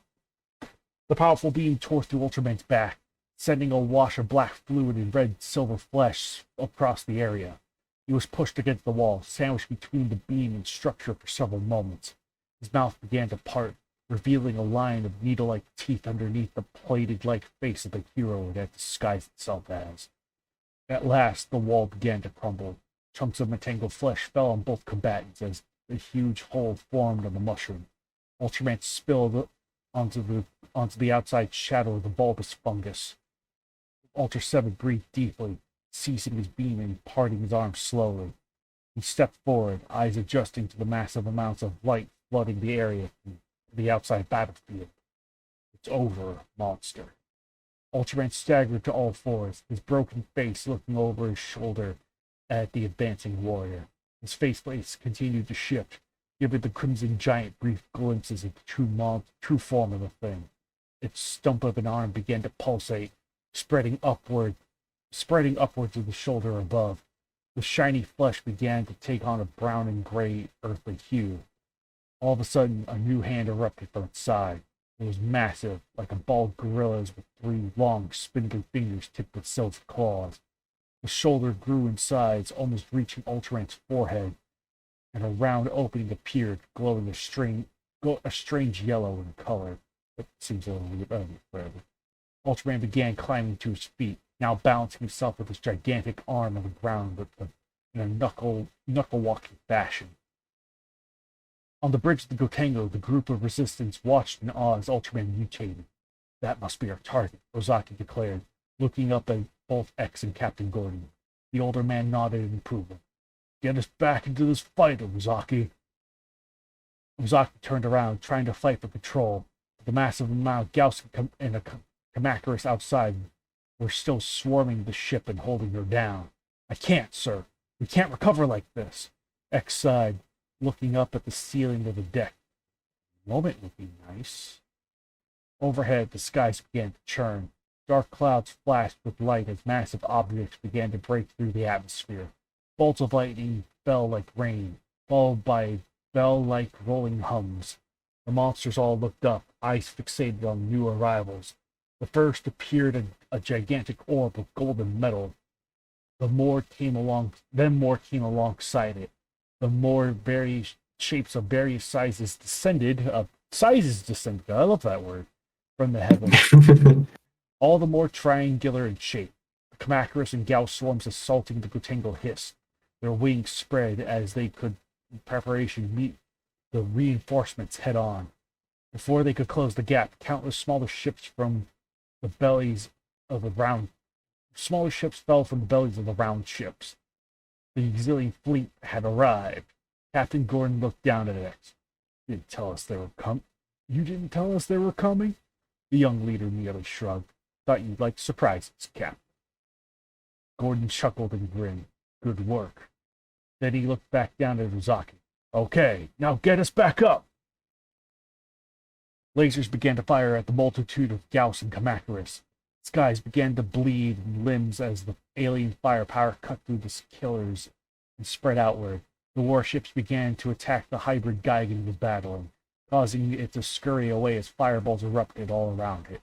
Damaged and his armor sizzling, Gigan stood tall, watching as the reinforcements began to rip into any and all kaiju that weren't on their side.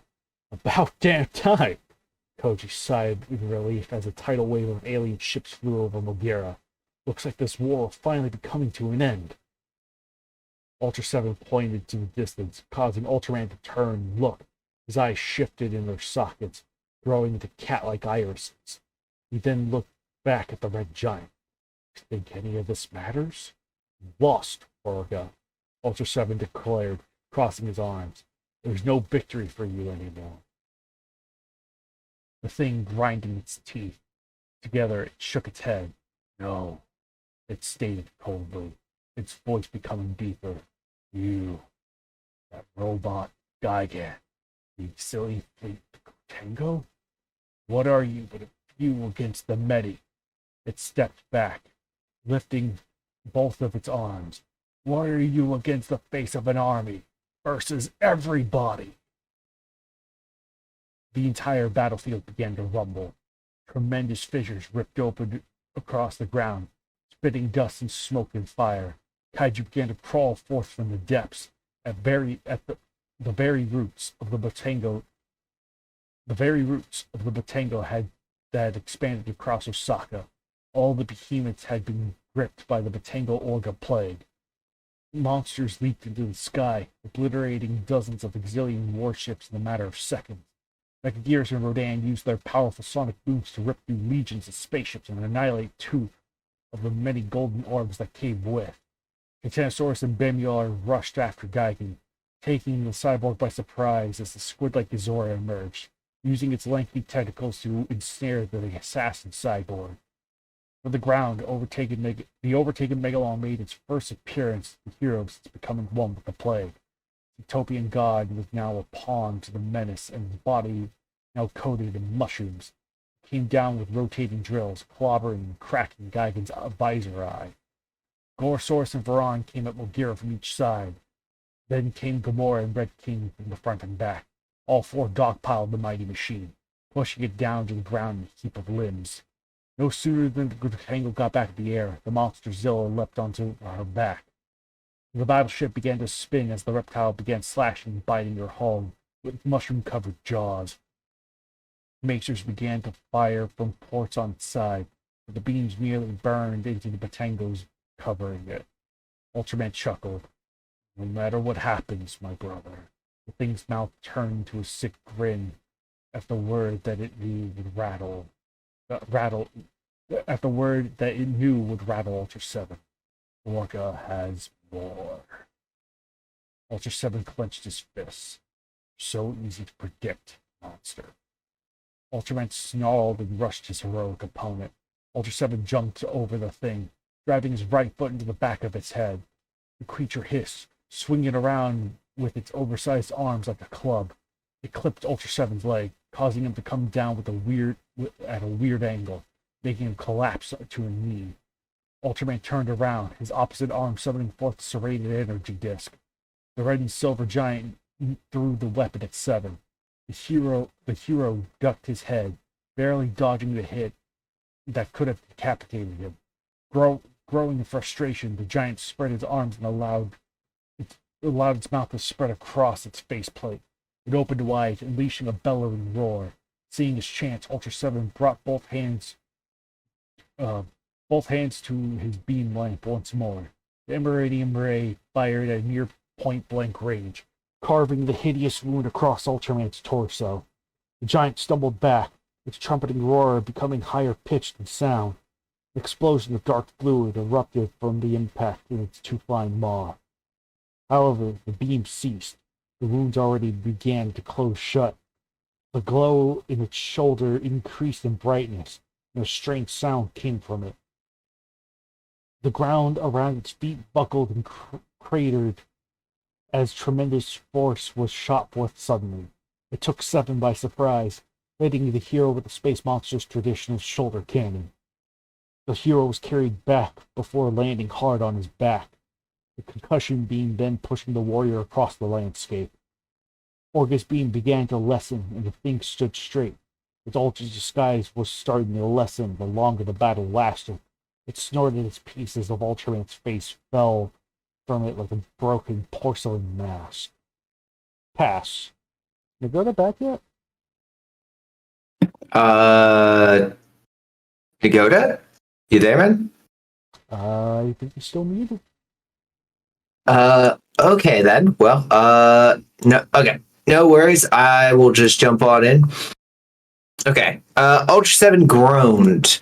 He rolled onto his stomach and pushed himself to a stance. He shook his head, trying to clear the cobwebs after such a powerful impact.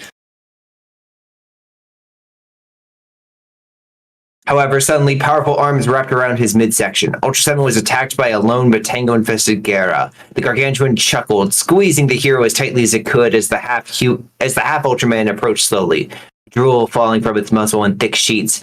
I'm going to devour you, 7, the creature called out in Shinhayata's voice. Reunite you with your cousin and brother in arms. Ultra 7 began to struggle, but his power was starting to deplete. His beam lamp began to flash red, warning him of his low power. Despite the multitude of monsters attacking everywhere and Zilla clinging on her side, the Katango flew in, beams fired from its port sides and drill, targeting the approaching Orga. The thing snarled in rage, looking over its shoulder at the back was pummeled with masers. You insignificant worms! Ultra 7 took the opportunity and lifted his leg, delivering a powerful kick to Gera's groin. The Gargantuar howled and stumbled away, spinning around while bringing his freed arm to his eye slugger. 7 lashed out in a swift movement, cutting a gash across Gera's stomach. Its belly split open, spewing a streaming load of internal organs, blood, and mushrooms across the battlefield. Ram that thing, barked from his command chair. Another thing with Zilla, sorry. The Gotengo's engines kicked their utmost strongest. The warship approached the enemy with masers firing, but turned to sudden 90 degrees at the last second. Zilla was used as a weapon, smashing the reptile's max speeds across Orga's ultra body.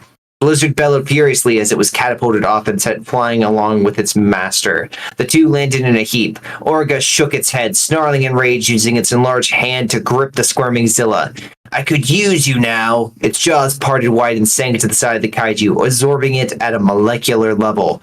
Its jaws developed membranes, drawing the creature into its body even faster as it stood up, eventually sucking its dangling tail down like a big spaghetti noodle. Orga's legs began to shift, becoming more digit grade. Digit grade? I'm not sure how to pronounce it. It's like digitigrade or something like that. That Digitigrade. is a real word, and it is spelled correctly. Yeah. No, I just not see. I've not used it. Spines erupted from its back, glowing a strange green in color. Its head extended, developing a prominent, boxy snout and elongated chin. Before Ultra 7 could react, its maw opened wide and a beam of atomic energy shot out. The beam hit the hero, blasting him square in the chest and knocking him down. The creature then spun around, a lengthy tail erupting from its rear and slapping the passing battleship like a cattle whip. As the Gotengo rocked in midair, Orga's ultra arm fell to its side. Another ultra disc cutter was summoned in the palm of his hand. I am tired of these games. The Gotengo shot upward, but it was no use. The Ultra Cutter fired from its hands and followed it up, the intense energy cutting through its earthy metal hull in but a few seconds. A tremendous explosion followed, nearly blowing the vessel in two. Its engines died instantly, causing it to drop like a brick. A long trail of smoke followed it to the ground before it made impact, landing just a few meters outside of the massive mushroom shadow. A thick cloud of dust and debris spread outward as the Gotengo rested, its frame... Oh, wait. Yeah, sorry, I just don't know why. My screen just kind of flashed there. Frame and bent. There was no way she could attain flight again. Inside the bridge, the group of resistance fighters collected themselves. Damage! Captain Gordon shouted over the chaos. We're dead in the water. Extensive hull damage. All engines offline. The captain grinded his teeth. God damn it! He looked down at the Ozaki. Armaments! We'd still fire. Good! Then do it! As blood from a fresh wound rolled down his forehead, Ozaki activated what remained of the Gotengo's many thrusters. Well, at least they still have... Many turrets and drill cam. I don't know what. As the blood of a fresh wound rolled down to his forehead, it was sorry. Yes. Yeah, many As the blood from a Yeah, Ozeki activated what remained of the Gotengo's many maser turrets and drill cannon. The approaching Orga waded through the beams with little care, allowing the attacks to splinter against its semi-humanoid form. Its mouth began to open wide, a large membrane extending from its corners. Time to join us. Yeah. The creature began to lean down, fingers grasping at the battleship eagerly. Suddenly its body went limp. A tremendous gush of black fluid fell from its body as a crimson blur moved through it. It was Ultra 7. The Ultra Warrior charged in from the rear, his eye slugger cutting straight through its neck in one quick movement. He continued forward, jumping over the fallen Gotengo as Orga fell to its knees. The half-Zilla, half-Ultra head rolled off its shoulders, a gurgle escaping its gaping maw in the process. The hero collapsed to a knee as the body of the monstrosity began to disintegrate into black dust. He did it, X and Ozeki proclaimed at the same time. Captain Gordon's worried face smiled softly. Thank God. Ultra 7's chest heaved. He looked over his shoulder as the body of the menace began to turn into dust, but something was wrong. While its body fell away, the rest of the battlefield remained the same. The others were still being swarmed from all angles by all sorts of kaiju mutations.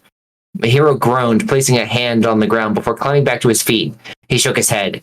This isn't over yet. And you would be right. An all too familiar noise to the heroes suddenly echoed across every square mile of the war. It was loud, trumpeting noise, a noise that everyone that had ever been to Earth knew of. Shreonk! At the noise, the tons of kaiju began to pull away from their targets upon hearing it. The crew of the Mogera got excited. No way, he's here? He survived? Sato shouted in glee. No there, buddy. Sorry to be a disappointment, but no. But he was more wrong than he could possibly imagine. Godzilla appeared on the outskirts of the battlefield, his colossal body coated in infernal glow. The monster's non-glowing scales were as dark as ash, and his eyes burned red as fire. Its entire form radiated intense energy. Both Gigan and Mogera looked at it from the king of the monsters in awe. However, from its mouth, a beam of spiraling radiation launched. It hit both Gigan and Mogera, engulfing both in a sea of hellfire. Chunks of their armor flew in every direction, burning as the burning Godzilla unleashed his destructive powers upon them in one quick shot. Ozeki covered his mouth with a hand while X stood stunned. I should have saw this coming. Gordon looked down at the alien, puzzled. The original Orca was designed to take the DNA of Godzilla. Its mission would have remained the same. That is your target. We've been played, Ozeki muttered. Gorgon tried flying away from the sea of fire, but Godzilla's spiral beam followed it. The beam collided with the cyborg from its side, sending it down with a trail of fire following it. Inside Mogera, every warning sounded. Its left arm was blown off at the elbow as the pilots activated its treads. The machine tried getting out of there as fast as the robot could move. Another beam caught it from the side, nearly toppling it as a massive explosion spread from its body. As the wall of fire towered for several hundred meters over the battlefield, Ultra 7 began to stagger forward. He held his eye slugger tightly in his hand, but his energy was on the brink. How long has it been? How long? Does Ultra 7 have a time limit? He has he's not necessarily like the traditional time limit ones like the other Ultra guys. It's just he fights, he grows tired, he has to recharge, kind of thing. Okay. It's just usually for an Ultra 7. I was like, I couldn't remember exactly.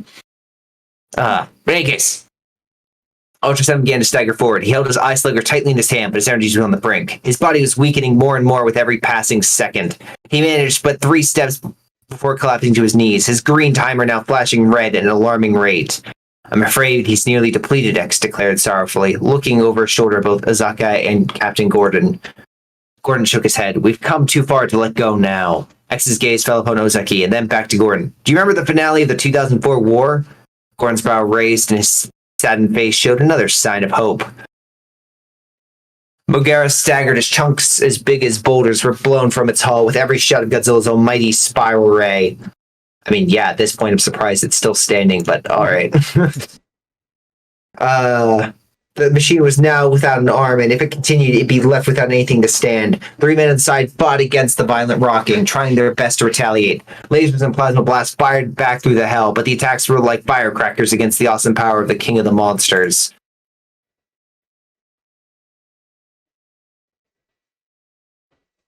Oh. Suddenly, Gorgon's voice came over the comm. I know it's hard, but try and keep him busy over there. That Godzilla is the organ we've been after. Another fierce blast coated Magura in a blanket of fire. Oh, sure, easy for you to say, Sato shouted back. Sato gritted his teeth. Sir, Magura may be durable, but this is stretching it. Just a minute or so. Just keep it up any way you can. From behind the other two, Yuki shouted, You heard the man. Mogera rushed out of the plumes of fire with its heads. Its remaining arm popped up, revealing and firing a spiral grenade missile. The sudden attack took Godzilla off guard, blasting open the beast's muscular growing chest. The Titan stumbled back, brushing its wound with its clawed hand and growling. Already, the ugly crater was starting to close up. The tyrant kaiju glared and its lips curled, revealing streaming fangs. It fired again. Ozaki sat straight in his seat, straps retraining him as he pulled. His manual target helmet over his eyes. Behind him, X watched intently. I always wondered how you'd pulled this off. Well, he didn't, Gordon declared, but his father did. Ozaki squeezed the control sticks as beads of sweat began to roll from his forehead. His black hair began to sizzle, generating faint wisps of energy between each strand. His skin began to glow, radiating with a power only a few Earthlings had developed at this point of mankind's evolution. Ozaki's a mutant, Gordon continued to explain as the Drill the Good Tango began to rotate. He's capable of summoning vast amounts of internal energy and then releasing it. So that's how you supercharged Godzilla those years ago? Gordon nodded. And that's how we're going to recharge Ultra 7 now. The ship's remaining power was rapidly transferred to its drill as Ozaki funneled his natural-born power from his body and into the battleship. The flickering lights began to grow brighter as, for just a few moments, he restored power. The drill began to glow like the sun as Ozaki's power gathered at the tip. On his knees, Ultra 7's head weakly looked over his shoulder. The drill began to rotate and a beam of VL light fired. It struck Ultra 7, snaking its way into the beam lamp. The hero's arms flew out to his sides as his head whipped back around. A tremendous power began to fill every ounce of his being, refreshing and recharging his stamina and energy. The warrior's dull eyes began to glow brighter and his beam lamp became neon green. Ozaki's power drained him quickly. The young man's body fell from his seat, collapsing on the floor in unconsciousness. The last of his summoned energy drifted into Seven's beam lamp. The hero stood tall as if it were the last day on the job again. Decades worth of wear and tear in his body was seemingly... Wait. Last day of the job? You mean first day of the job? Oh, as if it was first day of the job. He can see the future. First day, last day, it's all the same. The hero stood tall as if it was his first day on the job. Decades worth of wear and tear in his body was seemingly vanished for the moment. He looked down at his hands and over his body. The scorn marks and other wounds were gone. His red form looked brand new. His hands then clenched and his eyes shot forward, glaring at the colossal mushroom clouds spreading with every shot of Godzilla's ray. I don't mean to there, but his Nagoda back. My throat is really giving out. My throat is giving out and my eyes are watering. Nagoda's finally back. I can read for like 10 minutes while the meat cooks. All right, perfect. Holy crap. Jeez Louise, Nagoda. Yeah, I know. You guys have been reading for a while. Yeah. Yeah. Hold on, I'll be back. I need to go get something for my throat. Yeah, that's fine, man. You're good. Yeah, go. Yeah, no, Nagoda, read. Right, so read. Geigen shrieked, right? Geigen shrieked as he tried to escape. Geigen shrieked as he tried to escape, but the bombardment was too intense. As soon as his kill booster kicked to life, another beam would send them crashing down. The vile thing was simply trying to blast its opponents into oblivion. Enough! Ultra 7's booming voice caused Godzilla's snout to lock shut. His glowing eyes looked up just in time to see the warrior's foot come down with a huge impact. The blow caused the Saurian to fall to the side with a growl. Ultra 7 landed, quickly removing its eye slugger once more. The King Kaiju. That's a little weird. I prefer Kaiju King. That has a better, sound to it as opposed to King Kaiju. King Kaiju just sounds really awkward. The way King, I'm going to be interjective. I'm not reading. Sorry, but you got to deal with it. That's fine. The phrase King Kaiju sounds more like something else's title and not King of the Kaiju. Yeah. Whereas it's like if Godzilla had a more regal appearance, I can understand why they'd call him that, but like. Right, but it's still kind of weird. So. The King Kaiju was quick to rise, maw opening to unleash his blast. but Ultra 7 jumped over it. He threw the ice slugger, the curved blade cutting through the base of the spiral ray into the midsection of Godzilla's chest, stabbing into the rough hide of the beast. Gigan shook his head and looked over at Mogera. Both of them were in horrible shape after enduring the titanic assault. Gigan's vision was blurred from his wounded eye. His blue armor was now black, parts of it literally melted. Sparks erupted from its abdomen saw, and its left chainsaw arm was near useless with chains hanging loose. Mogera was even worse, left without its right arm entirely. Still, they could fight, and if they could fight, they would continue. Godzilla's arm came up, gripping the ice slugger in its chest and yanking the weapon out with a snarl. The blade dragged it a mixture of steaming fluid as the gaping wound closed up. No sooner than the monster removed it, the ice slugger flew from his hands and back into Ultra 7's. "We owe you one!" Koji shouted from inside Mogera as the machine sped in, pointing its remaining arm at the massive kaiju. Before Godzilla could react, a spiral grenade missile fired point blank into its forehead. Godzilla's skull was cratered, teeth and bone flying in every direction as a spiraling ball of smoke and fire expanded where its head was on the ground. However, another spiral beam erupted through the chaos. It hit Mogera square in the chest, picking the monolith off the ground and catapulting him high. "Boosters!" Yuki commanded as the machine was carried higher from the sheer impact that left a huge dent in its chest region. Mogera's built-in boosters in his feet and tail came online, allowing Mogera to pick up speed in the air before it fell. It circled overhead, a trail of fire following for the impact on its chest. Godzilla rolled it onto his chest and stomach and pushed himself up. However, Ultra 7 jumped onto his back. He began slashing and stabbing wildly with his ice slugger, doing his best to cut off its head. Saurian bellowed, thrashing its lengthy tail in every direction. At the same time, Gigan's cluster light ray fired from the side, hitting its regenerating head, trying its best to help Ultra 7 decapitate the monster. As pieces of its flesh fell, Godzilla's eyes closed and his glowing spines flashed. A blast of internal energy shot between his tooth-lined muzzle. Ultra 7 could feel the massive energy gathering, but it was too late. The nuclear pulse cratered the ground underneath the downed menace. The pulse shot Ultra 7 off as radiation was expelled from every inch of Godzilla's body. Gigan stumbled back with a shriek. Mogera knocked out of the air. Mogera knocked out of the air. Should have said, and knocked Mogera out of the air. 7 landed a distance away, shaking his head. However, it gave Godzilla the opportunity it wanted. The Monster King climbed back to his feet, stomping and thrashing while his tail pulverized the ground. The Monster King glared, his lips curling and ivory teeth grinding. The beast was growing tired of the nuisance posed by this trio. Ultra 7 was quick to jump back to his feet to a defensive stance, ready to dodge as soon as Godzilla unloaded his spiral atomic ray once more. But it didn't happen. Instead, the reptilian abomination looked around the battlefield, his cruel eyes looking at the dozens of kaiju that it had summoned. Gigan and Mogera appeared on either side of the Crimson Warrior. Ultra 7 looked at Gigan and then at the man-made robot, so different the three of them that they were literally worlds apart. But this day would now go down in the history books of the entire universe. 3 races united against the common enemy. Never before, and hopefully, never again. The legions of kaiju began their sounds. Destroyer and Megalon, both of them still covered in masses of Matango, approached Godzilla from his sides. Following behind him and taking a stance behind their leader, the Anguirus, Baragon, Manda, Chimera.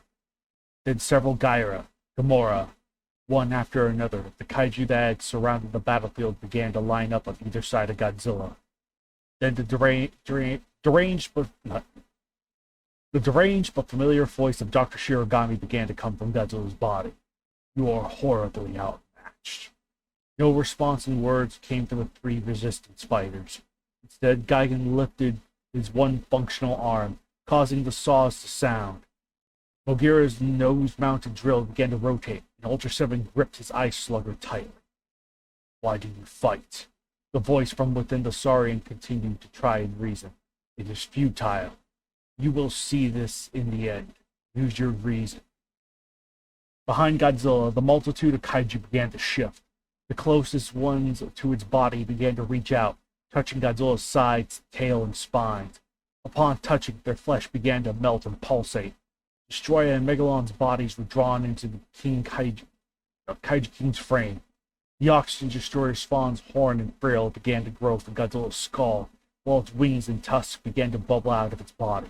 Godzilla's arms began to become large and thick, becoming metallic and rigid. Kamacuras flew in from the air, followed by Gauss. They landed on Godzilla's back, becoming a mass of pulsating flesh that settled onto the behemoth's body. From between Destroyer's wings, Gauss's spread. Gauss's spread. Between the original set of arms, Kamacuras' claws erupted from its flesh. The three warriors looked at one another for a second, not sure what to do or expect. However, Ultra 7 merely nodded. This was it, what they were waiting for. Orga was assembling itself, gathering all its prime DNA into one super being. The three kaiju chimera snarled viciously and leaped onto Orga's chest, clinging to its shifting body and settling in. Manda's likely body moved around, poking out of the left side between its arm and leg. Anguirus' carapace of armor began growing over Godzilla's arms like padding. Baragon's horde jettisoned out of Godzilla's nostrils, while Anguirus' iconic tusks grew from Godzilla's prominent fangs, and its tongue became forked like that of Manda's. Hold on. Ultra 7 warned and extended an arm as Gigan began to take a step closer. Let it finish. Cousin. Shin Hayata's voice came from the abomination as Ultraman's red and silver colors began to appear over its patchwork of scales and flesh. The thing's eyes enlarged, becoming more oval-like in shape and glowing as Destroyer's chest blossomed. Ultraman's color timer emerged from its center. Rodan cackled and flew in from the side, allowing itself to become one with the genetic nightmare. Its chest armor began to surround Destroyer's chest piece. What seemed like hours was just a minute or so as Orga summoned its vast army back into its body. With every creature it assimilated, its size increased. Now it was truly gigantic, bigger than anything the heroes ever imagined. The noises coming from every inch of its colossal body were an amalgam of kaiju roars. The very ground shuddered as it moved, dragging several tails behind its monstrous form. Ultra 7 tilted his head. Now. Pass. Gigan rushed in. Brilliant beams of powered fired Oh, bruh. from everywhere across the hideous thing's body. Gigan dodged, spinning and ducking as the ground was littered with fireworks. Ultra 7 jumped into the air, flying at the creature. Volgera remained steady, its eye, chest mazer, and auto lasers firing back. Aren't the auto lasers in the eyes? No, they're the hand ones. Oh, those are the hand ones? Yeah. Okay. But the blows were tiny across its massive body. Gigan spun again, firing his cluster light ray point blank and coating his left arm with the explosions. However, the enlarged Manda lashed out from its side. It lunged, grabbing Gigan's foot and dragging the cyborg down with a terrible impact. The serpent's maw then spread wide, a crimson glow building in its gullet. Its body began to steam as Orga readied Godzilla's atomic spiral ray. Ultra 7 came down just in time, stomping its serpentine jaws shut. By that time, the remaining Exilian forces began to gather themselves overhead. The multitude of spaceships came down like angry gnats on the thing, pelting it with lasers. The monster snarled, glowing eyes narrowing. Suddenly, Destroyer's horn extended tenfold. It whipped the oxygen destroyer power outward, annihilating several warships in one sweep. It then dragged the attack downward, targeting Ultra 7. The hero rolled to the side as the laser horn split the ground and scarred the earth. Orga's Megalon arm lifted lazily and pointed at the hero as he gained distance. It shifted in place before crevices appeared across its metallic structure. It erupted like a three-petaled flower. Inside of it, 3 Chaos heads hissed and bit the air. 3 sonic beams then fired, piercing Ultra 7's back. The hero fell to his knees as the cutting beams burned through his crimson body. Sorry, I need water. You're alright. You're alright. He's dying. It's not help. It hasn't even been that long yet. The open hand suddenly erupted into a thunderous ball of fire. Mogera had fired a spiral grenade missile right into the 3 snapping jaws of the arm. Orga snorted, its head turning to face the machine. Its other hand lifted and split wide open. From within, a dozen of Biolante's tendrils lashed out with minds of their own, some with spear tips and others with serrated tooth-lined jaws. Mogera's plasma eye beams fired in rapid succession, obliterating some of the vines, but 2 spears found their marks, stabbing into the robot's weakened chest armor. The automaton stumbled back, sparks and smoke erupting from its wounds. Its upper body leaned forward, drilling through the 2 tentacles and splattering green fluid across its frame. As the machine violently rocked free of the tendrils, Koji shouted inside the cockpit, "Going to have to do better than that!" Its treads kicked to life, carrying the robot forward with its drill spinning. The hand of the abomination snapped shut and began to pulsate. It sucked itself back into the monster's shoulder, while arachnid legs erupted from its sides. The face of Kumonga appeared where its arm used to be. Its mandibles parted, spitting webs to slow its advance. The sticky material clung to the robot's feet and ground, trapping it like a fly. Gigan swiped outward with his saw, dragging it across the thing's midsection. Orga snorted, turning its gaze to the cyborg. How many times is Orga going to snort in this fight?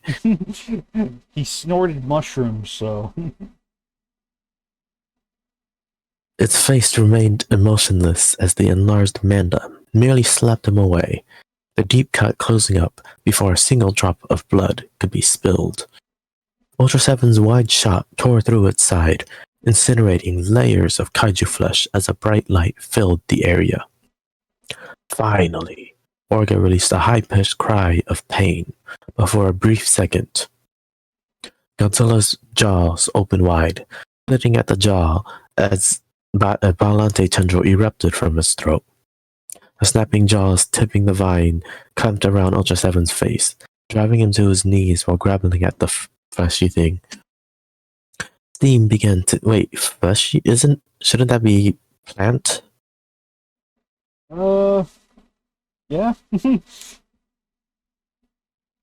Steam began to sizzle as acid sap began to burn away the hero's face.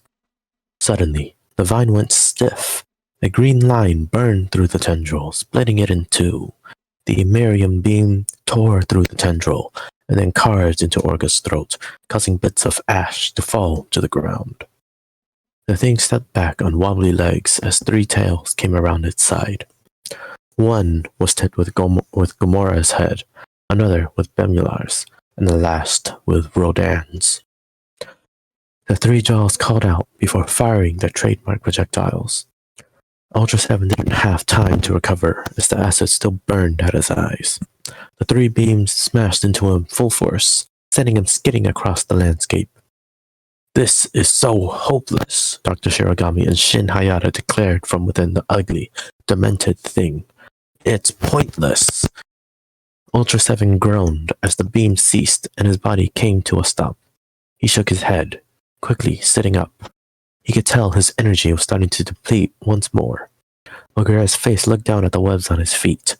Its eye beams fired once more, burning through the sticky substance, but the noise had caught Orga's attention. Its transforming head, now becoming more like that of a traditional Orga, glared at it. The creature's teeth clanged together as Mogera approached once more, firing his chest beam and plasma beams. The powerful beams tore through the behemoth's midsection, making its Manda neck and jaws shoot outward. His jaws spread wide, clamping around the throat of the robot. Mogera's body spun around, coiling the black serpent around it willingly before leaning down, driving its nose drill into its midsection. The serpent released its catch and cried out as crimson ooze sprayed outward. A downpour of blood began to flow from its snapping jaws as Mogera's drill cut through black scales, then muscle, and finally bone. Dang, that tiny drill's doing so much damage here. It's the MVP of the match. Yep. The only one to get blood in this battle. The Manda had cried its last before falling in half, its deafening screams muffling into non-existence as its body turned to dust. Koji noticed this instantly. Its severed pieces aren't taking lives of their own. We must be taxing its abilities to the limits, Yuki declared as the abomination's thunderous cries of rage echoed for miles. Suddenly, Mogera was thrown back as Orga's body turned, and a dozen arms of various size and shape erupted from where Kamanga's face once was. The multitude of limbs hit like a meteor shower, one after another. The robot stumbled away, nearly spinning from the sheer power of multiple hits. Before it could recover, the arms pulled back inside of Orga's shoulder, and its natural shoulder cannon appeared. I guess he can just regenerate that now? I suppose so. A faint glow was followed by a thunderous concussion beam, cratering and smoldering the earth underneath it. The blast lifted Mogera off its feet, making showers of sparks rise from its limbs. It was carried back, flipping head over heels before being slammed against the wall of the massive Matengo. The machine fell into a heap, unmoving. Back at the Gotengo, Ozaki was rushed to the infirmary as Gordon and X watched the battle unfold. The infirmary. Yes, I love that part of the ship. Yeah. Exactly. It's infirmly the infirmary. Is there nothing we can do? The alien stated worryingly. Gordon merely shook his head. We're completely drained. I'm afraid it's up to them. This is mostly because the Gotengo wasn't a roster combatant yet. Right. Ultra 7 watched.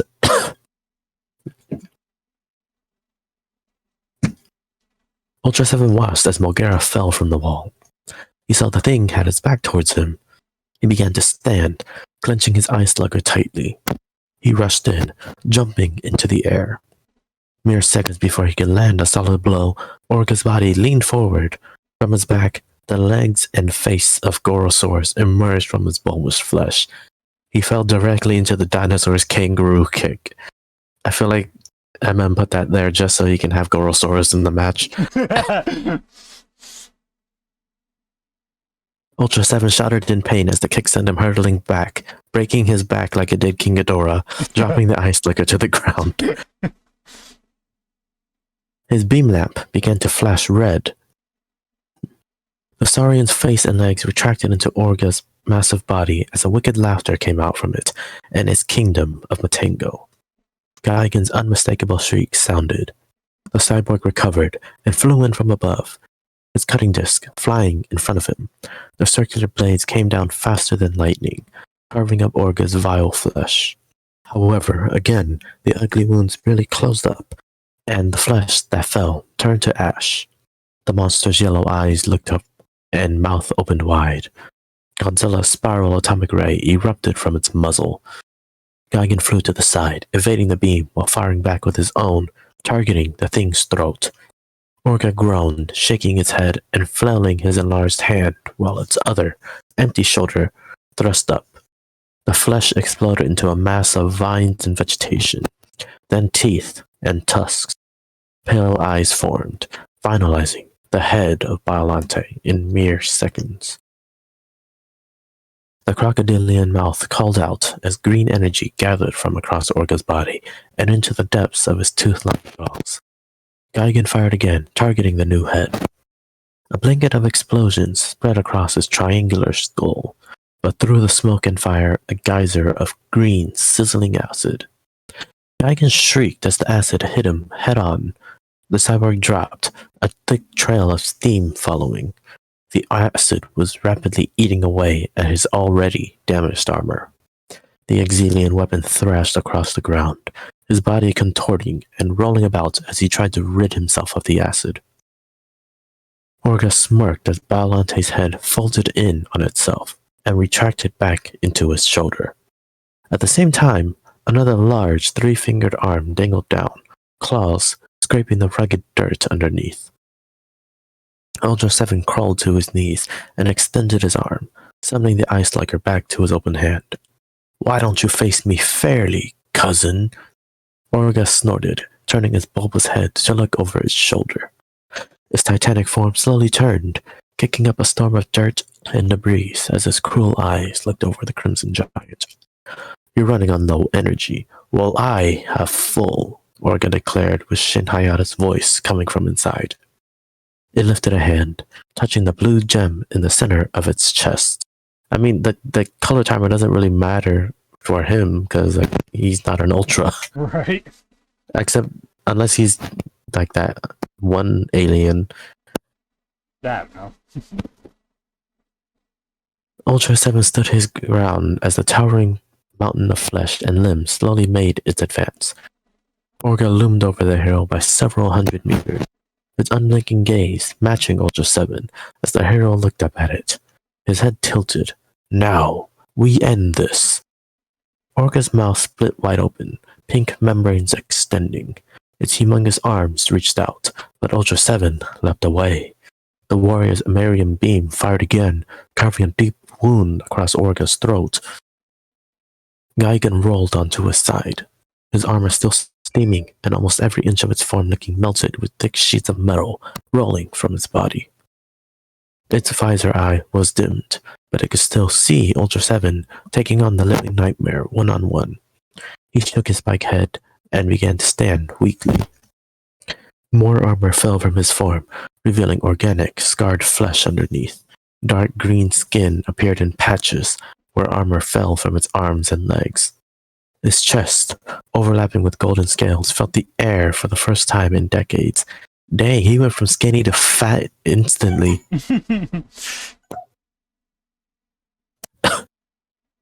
The teeth of its abdominal stall were melted into studs, as were the teeth on its hand onto chainsaws. Gigan looked at them. They could no longer cut, but he was still armed with the massive, thick metal objects. The cybernetic kaiju limped forward, mouth broken and hanging open. Inside Mogera, the three men began to recover. The cockpit was filling with smoke as alarms and sirens rang loudly.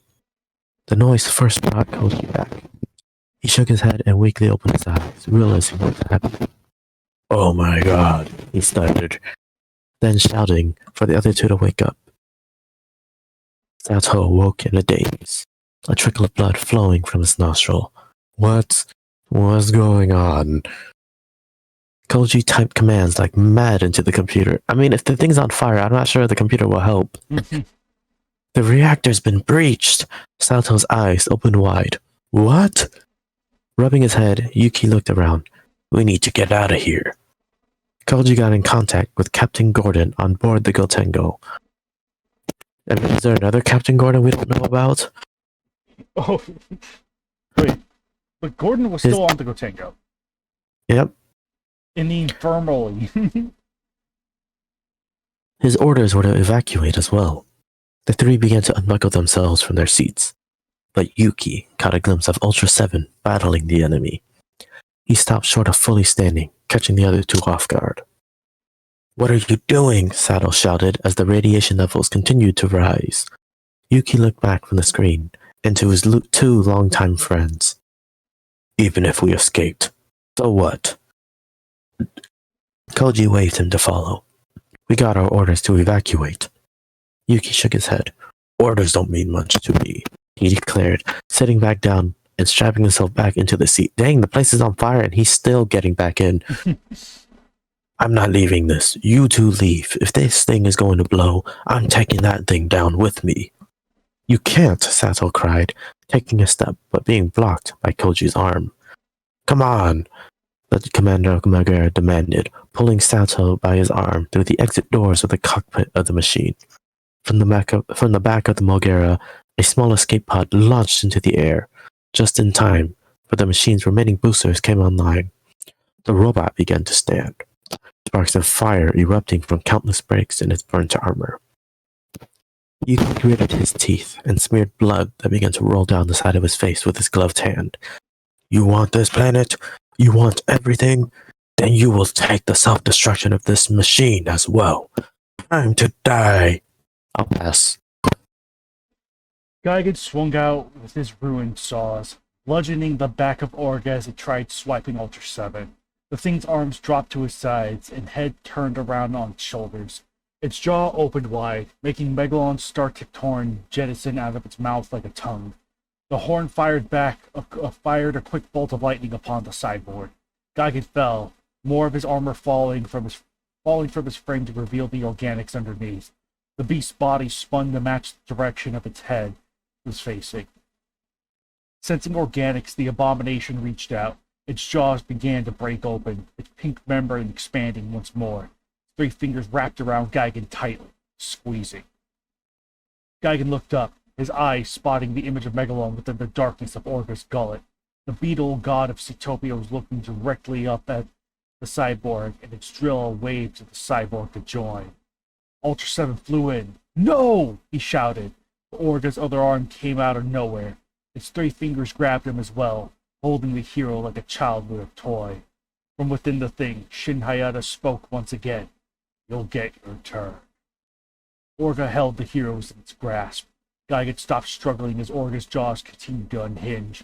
More creatures appeared from within, all waving the space monster to join them. Ultra 7 struggled as the grip tightened around his body. He couldn't move. He was helpless against Geigen as Geigen was pulled into Orga's gaping mouth. Something caught Orga's attention. Its yellow eyes opened wide as the silver blur sped towards it. Mulgira flew. Streams of smoke and fire followed it. Sparks erupted from it, but it was airborne. Inside, Yuki snarled, "You will die!" Mulgira, the titanic machine, flew directly into the towering abomination's gaping mouth. Orga's monstrous jaws snapped shut like a fly trap. For a brief moment, its grip on Ultra 7 and Geigen loosened. Resistance fighters fell, landing on their backs as Orga stumbled back, a massive lump in his throat vanishing into his belly. The beast coughed and gagged, clawing at its own neck as Mulgira's drill activated, burrowing deeper inside of it. It was dark inside the thing. The Yuki could see within the cockpit, mainly thanks to the constant warning lights. The reactor was getting worse, but it wasn't close enough to melt down yet. He switched on the communications a final time. "Captain Gordon, it was an honor to serve under your command." A lump appeared on his throat as he fought back tears. Koji and I think that's meant to be Sato. Yeah, I think we know who his favorite among the duo is now. Behave. You're the finest pilots I have ever had to deal with. Please, when you see Gondo again.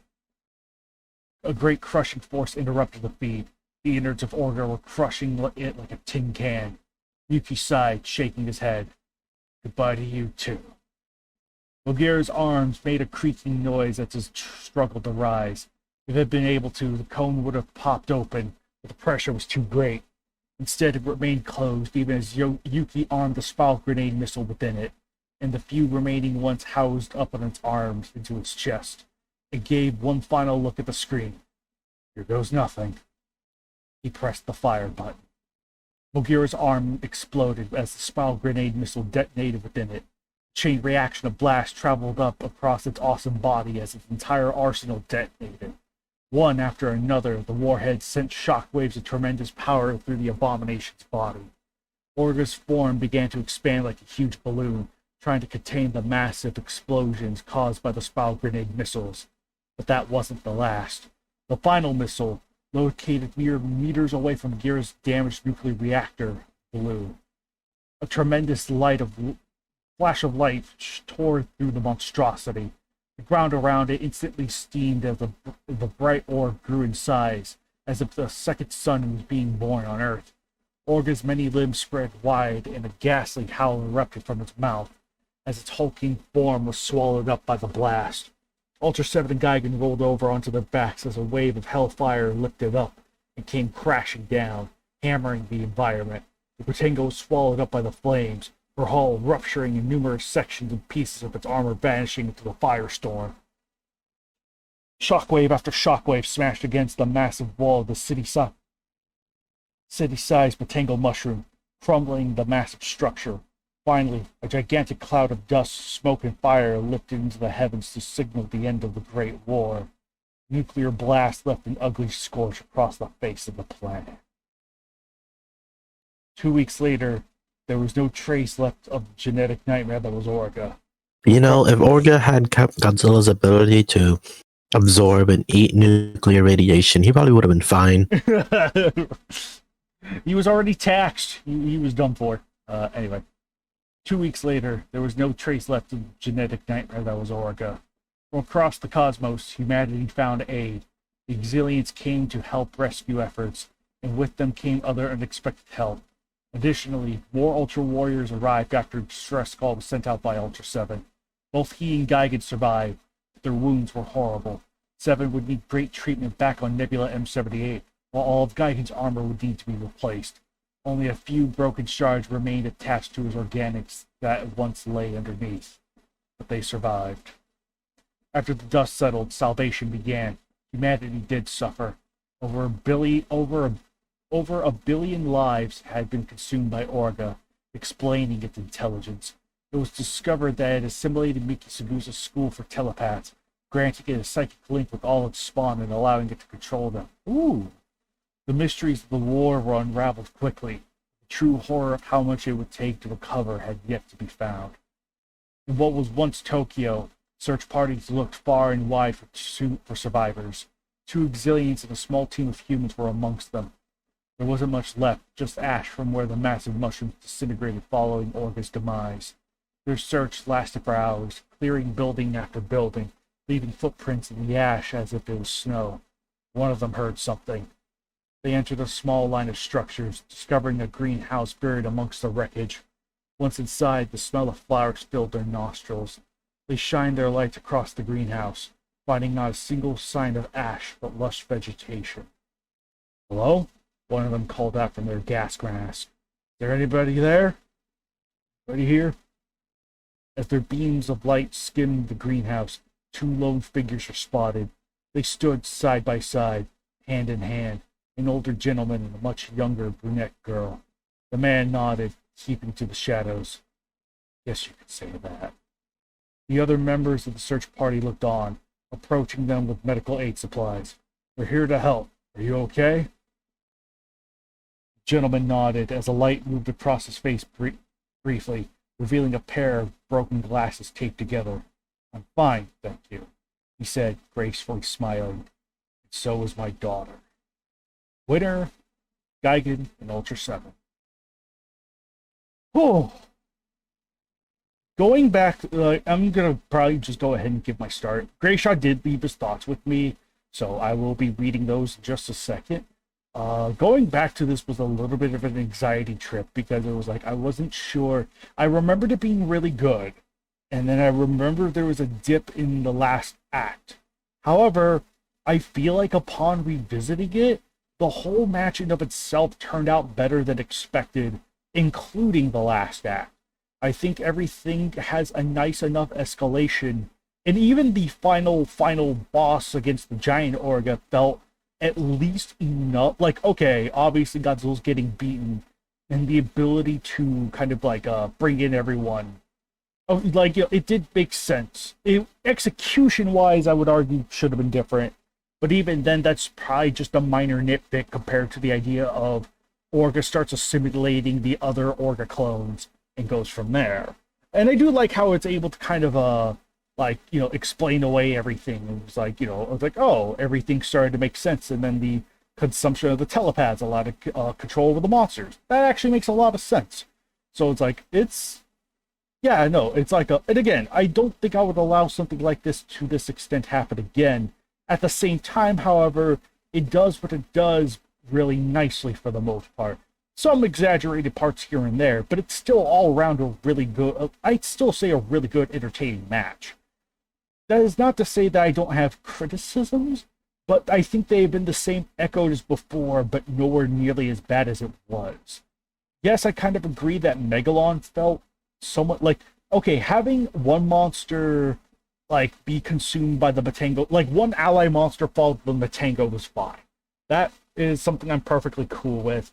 But I feel like it really did, like, aside from the ending bit where it's like Megalon's like, come here, there really wasn't much. It easily could have been anyone, and there wasn't enough, like, I don't know, I feel like if you really wanted to feel for the whole Megalon part, there wasn't enough of, like, Megalon's interaction with Gigan or whatever. It's mostly inferred if you just know the characters by default, but as a standalone story, it doesn't really play into it enough for it to be worthwhile. So Megalon's role very easily could have gone to like another monster, like ironically Manta. Like he would have been good, stinking, just kind of just anyone else really. Like aside from the fact that the Cetopians are involved, but even the Cetopians' roles felt very limited. Weirdly enough, for all the talk of like peace talk and whatnot, They didn't do anything after like that peace talk. Yeah, there was no. They just said, "Oh, we're sending Megalon with you," and that was the end of the Cetopians. Yeah.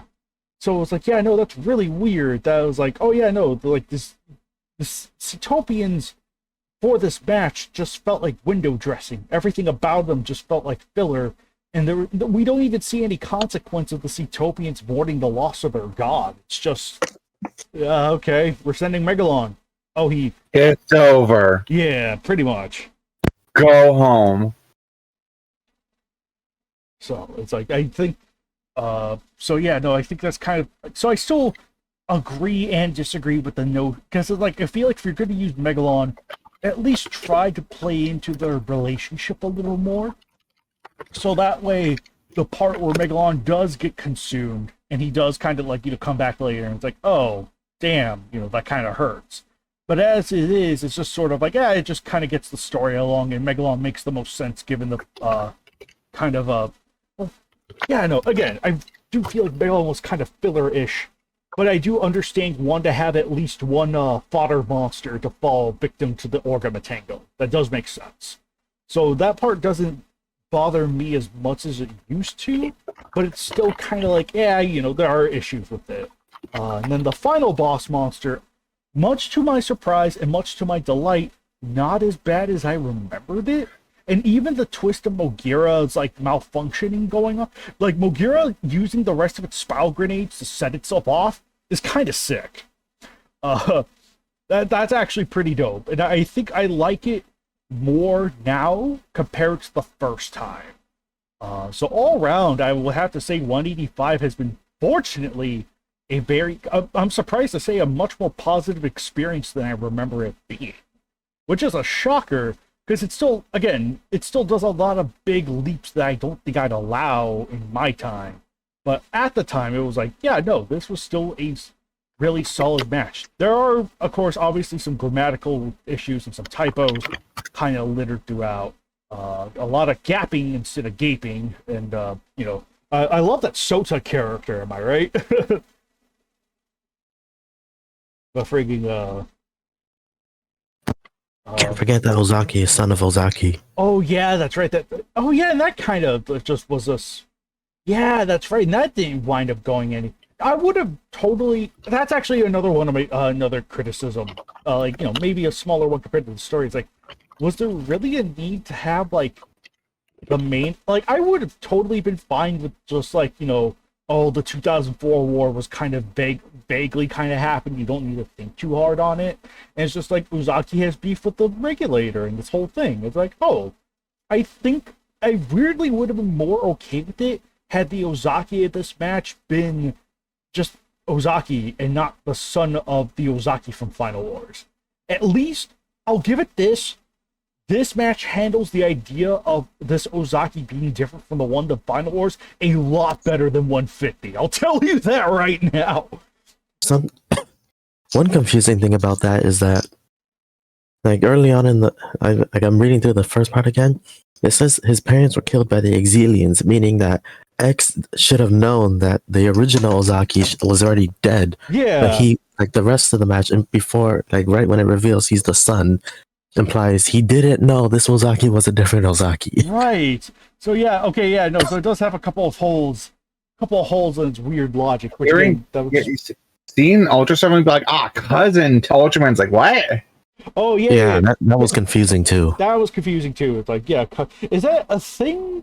I don't think so. Okay. I mean, if you called him brother, it'd make more sense. Yeah, it was the Ultra Brother thing. Yeah, that would make more sense. Like brothers and arms, not cousin. Like what? They're not actually related. Right. No, I think Ultraman's the only one not related to any of the other Ultra brothers. Right. Wouldn't cousin? Wait. Wouldn't cousin make more sense for Jack? Because isn't no. Well, Jack's married to Seven's mom, I think. Maybe like nephew or aunt. Okay, like Jack's married to Seven's aunt or something. Okay, yeah, it was something weird like that. Yeah, I like Taro and Ace. I think are the only actual siblings. Okay, all right. Something weird like that. Either way, it's just a really weird use of cousin. When it really, just stick with brother. Brother would have been fine. Like I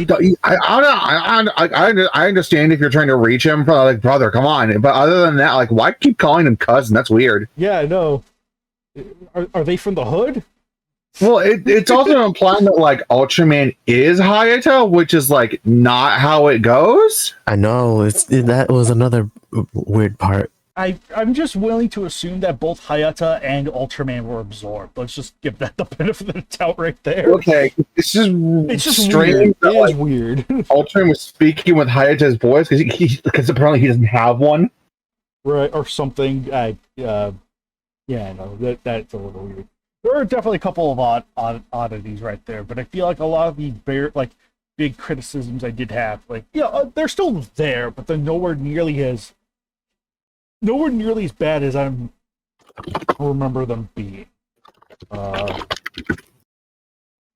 So it's like, yeah, no, I think that's a massive plus on that side because, it's good shit. To my surprise, I am actually really surprised this turned out better than I thought, aside from a couple of things. But otherwise, though, it's like, yeah, no, I think this at the time got matched the year, and I can now appreciate it more, even if I would never take it to this level ever again. It's like, hey, I can appreciate it for what it is and for what it was, kind of. One-time thing, yeah. Technically two-time thing looking at 243 over there, but that aside, but friggin', whatchamacallit, though. Yeah, no, it's still at least explained everything. And everything does kind of make sense when it's like, oh, if you remember that, it's like, oh yeah, the telepath thing. It's like, I was controlling them. It does at least wrap up everything nicely enough to where, for the most part, it's a nice, solid escalation of events. And I had originally thought the Mogira blow-up thing was a bit of a cop-out, but looking at it now, it's like, no, that's actually kind of fine, especially after the damage it took. I think that was probably the best way to go. So, and it at least didn't overstay its welcome when it came to 7. Yeah, it's a one and done thing. Yeah, very much so. Like Gaigan and 7 did not take as much punishment as I remembered them. It was just, a lot of words, nice description, so that's what extended it more than what it was. But yeah, no, like otherwise though, it's like it handled everything really well and it handled the ideas really well. This is just a really it's easily up there as one of the better ones, easily, without question. Uh-huh. So thank goodness for that, because again, that was just one of my anxieties going into it. It's just, is this as good as I remember it? Yes, it is. Much like 175. Yes, it is. Actually, I would even argue better than 175, because 175 I still have the gripe of Kaiser Ghidorah, which just felt there once he turned into Kaiser. But for this, what happened? 175. I need this tea. 175, the Kaiser Ghidorah debut. Oh. Yeah, no, I felt like its build-up was great, but once it got to Kaiser Ghidorah, it was just kind of boring. He's just there. Yeah, it's just kind of the standard fare after that. But this is a great escalation of events that continues to escalate and did not overstay as much of its welcome as I thought it did. So to my surprise, to my surprise, this is a wonderful match, beginning to end. So, just again, with some criticism, rightfully so. Shockingly, this rules. Yeah. And I have to say, the banner from Jackson, beautiful, freaking beautiful. Yeah. The amount of visual chaos going on, but at the same time, it's just great. Also, just great debut for Ultra 7 all around. So Oh yeah. no, that was great. That's great stuff right there. I do believe the banner does say versus everyone, and we were doing that thing again where it was like a tricked ya. It was Orga. I don't know how much of MM's intention was to make it everyone plus Orga, but we kind of forgot to revert it back to versus Orga. That has been corrected for the HD version of the banner, so don't worry about it. But for it's still kind of like, yeah, yeah, yeah. But yeah, so that's been corrected for future reference. But yeah, for the Ultra 7, great debut banner. Holy crap. This was just way too good. And I think it was kind of the right kind of story to tell with him. I would say, because it's like, it's like, oh, coming, like, fighting his brother, Ultraman, and just sort of like, kind of, rising up to the occasion kind of thing. And I think that's told really well. And yeah, no, this was just a great debut for the character. Just great. Fantastic. So, really good stuff. Really good stuff. So, The mother from another Ultra. yeah. Nagoda, what'd you think of the match? The story is pretty nice. A lot of nice like build up and then I guess payoff. I guess the use of the Matingo and Orga together is like a good plot point. Orga cells, however, are like a bit confusing. Because like Orga cells by themselves are just basically regenerator G1, and somehow like they fixed Orga's regenerating problem. I don't know. I guess mushrooms just fix regeneration. Megalon, I felt was probably not really necessary. Like he's just there to be like a Gigan. He's just there to be Gigan's like partner, like backup sort of thing. Right, but even like I said earlier, that feels more like it was just like, oh, it's Gigan, gotta have Megalon, as opposed to as opposed to giving it any kind of meaningful depth. So that way, when the conversion does happen, it's just kind of like it's just there. It's like, oh, if you're familiar with these characters, it's gonna hit. But if it's like within the match's own confines, it should have done more with them. That's usually Megalon's character, though. It's just like, oh, he's just pals with Gigan. He's not really given his own personality and shit to flesh out. Yeah. Mm-hmm. Also, apparently, this is Showa Gigan underneath the Millennium Gigan armor. Well, that's not an issue now, but And back then it was. Right. That was such a dumb thing that we didn't allow. I know. The banner looks really good, though. Like Oh yeah, no, Jackson did a great job. No questions asked. Mm-hmm. Other than that, it's not as bad as I remember it. Mm-hmm. It's probably going to be us with a lot of the really long matches. God, I hope so. All right, Harley, what'd you think of the match? I mean, I think it's okay. Okay. I don't think it's like amazing or anything, but yeah, it's good. Okay. I don't think MM knows how to write dialogue to save his hide, though. It's still not Or bad. older characters. So. It's not bad, but it does not feel natural in the slightest. Right. Like whatchamacallit. It's still, there are definitely some awkward parts. Again, the amount of cousins used is definitely eyebrow raising, but still kind of, they're not the deepest characters or nothing, but they are at least serviceable enough to the story to keep it engaging. That much I will say. Yeah. So yeah. But yeah, no, since Greyshot was not here, he had been assimilated by I got one more thing to add. Oh, go ahead, Nagoda. I just remembered. Why, out of all of the forms of Godzilla to just continue taking, Why burning Godzilla? Why be constantly on the brink of death? Yeah, I know. I don't know. That's a great question. Okay. That seems like a needless. Like it could have been just regular Godzilla. Would have been fine. Yeah, but like It would have been better. It would have made more sense with regular Godzilla. Yeah. because like regular Godzilla with mushrooms, I see being fine. Burning Godzilla, those mushrooms are surviving 1,000 degrees Celsius. I think. Those are some adaptable ass mushrooms. I'll tell you that. Yeah, the fact that it's burning, it's like, how are the Matenko still functioning? Yeah, that's a good question. That it's never explained either. It's like we don't even get implication of like, Organs regeneration isn't even enough to help survive that damage either. And actually, on top of that too, when Mogira blows up, there's nothing to infer that the burning Godzilla portion had any involvement in it at all. So it's like, why even have that there?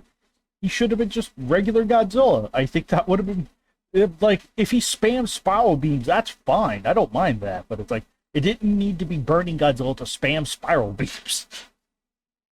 Yeah, it's just weird. Yeah, that's a really weird decision. That was just like, huh? What? Why? Why'd you do that? Yeah. To me, it's a thing. I think it's a thing. I think as a symptom of a lot of problems that MM's writing has, and it's not like the stakes have to be so ridiculously high that it's like it reaches like absurdity. Yeah, no. It's like there's no other reason for him to burn other than the stakes are really high. Other than I need to ramp things up more. Right. He has to be burning. Right. Which, yeah, feels completely pointless next to the Beirut tribute amalgamation, which was like, that was already your next step. You did not need burning. Yeah. So, yeah. Also, all your monsters are already healing entire limbs, and those limbs are becoming more monsters. Yeah. Oh, but we need more. It's not good enough. It's not enough. Yep, and then suddenly they all join together, and they can't do that anymore. Right. I don't get. That's a good point. Why don't they still have that ability? They mentioned something about taxing out, but let's face it, it was just like, oh shit, it's a cop out. Right, it's a cop out. Let's be real. Especially since they had Burning Godzilla there anyways. Yeah. You know how much power. Yeah, the fact that Burning Godzilla is like part of this amalgamation and not just immediately melting the other kaiju is like, how? Right, how are the other kaiju even merging with him if he's burning? They should have been like, ow. I mean, this is all a Matango creature, right? Like Matango Orga, yeah. Matango Orga. So, yeah, no, out of all things, it was like, that was just the one. Weirdly enough, the banner version is like, may have been a mistake, but I feel like is better suited compared to the actual match. Weirdly enough. Because, it's just regular Godzilla on the banner. Because I didn't know. Like, I knew Heisei Godzilla was in it. And, of course, this was all being worked on while MM was making the match, but I didn't know it was going to be burning Godzilla. So, but, in hindsight, it was just like, bruh. Oh, well. See, the thing is, though, even if it was, if you did know, would you have actually stopped it? I don't know. I think truth be told, I think for the HD version, that's probably going to be the one change I'm going to do. Just make Burning Godzilla regular Godzilla. Like, he could still keep the spamming spiral breath. That's fine. But I think everything else just feels like the burning element doesn't really play into it much at all. So it's just like, I'll probably just... No, it doesn't.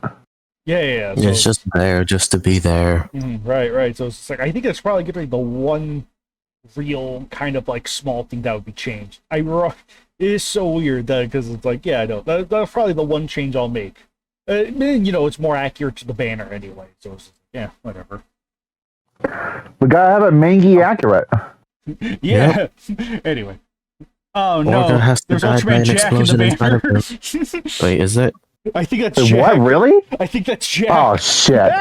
Easy, man. Uh-oh. Gosh. Wait, isn't it? Hold up. Yeah, no, I'm more That confident might be. I think that's Jack. Well, shit. Oh, it is. Dang, blasted Jackson. You kept me using Jack. He's just like, I will never notice. me before becoming an Ultraman, like a proper Ultraman fan. It's fine. Me after. They'll Shit. never notice. Yeah. Dang, it's Ultraman Jack in the banner, and it's still not his cousin. I know, it's like, that's still not right. Right.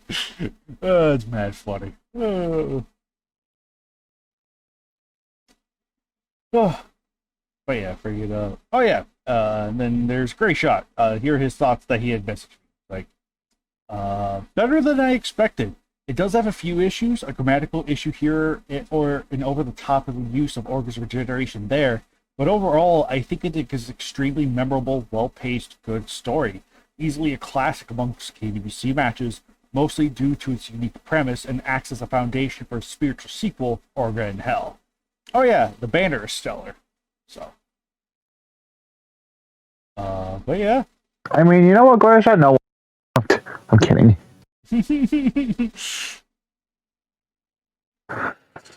But yeah, figured, and yeah, no, this has been match 185, and we will see you guys next time for the next season of the Committee Reads. Insert the honking sound effect here. I don't know. Kaiju X, could you do that in post? Are you gonna do that in post? Future Kaiju X, you're like, I yourself and like, no. In the wrong sound effect. Right. It's just gonna be a fart. Fart reverb FX. Oh gosh. But yeah, no, this has been the Regal 185. See you guys later, everyone. Bye.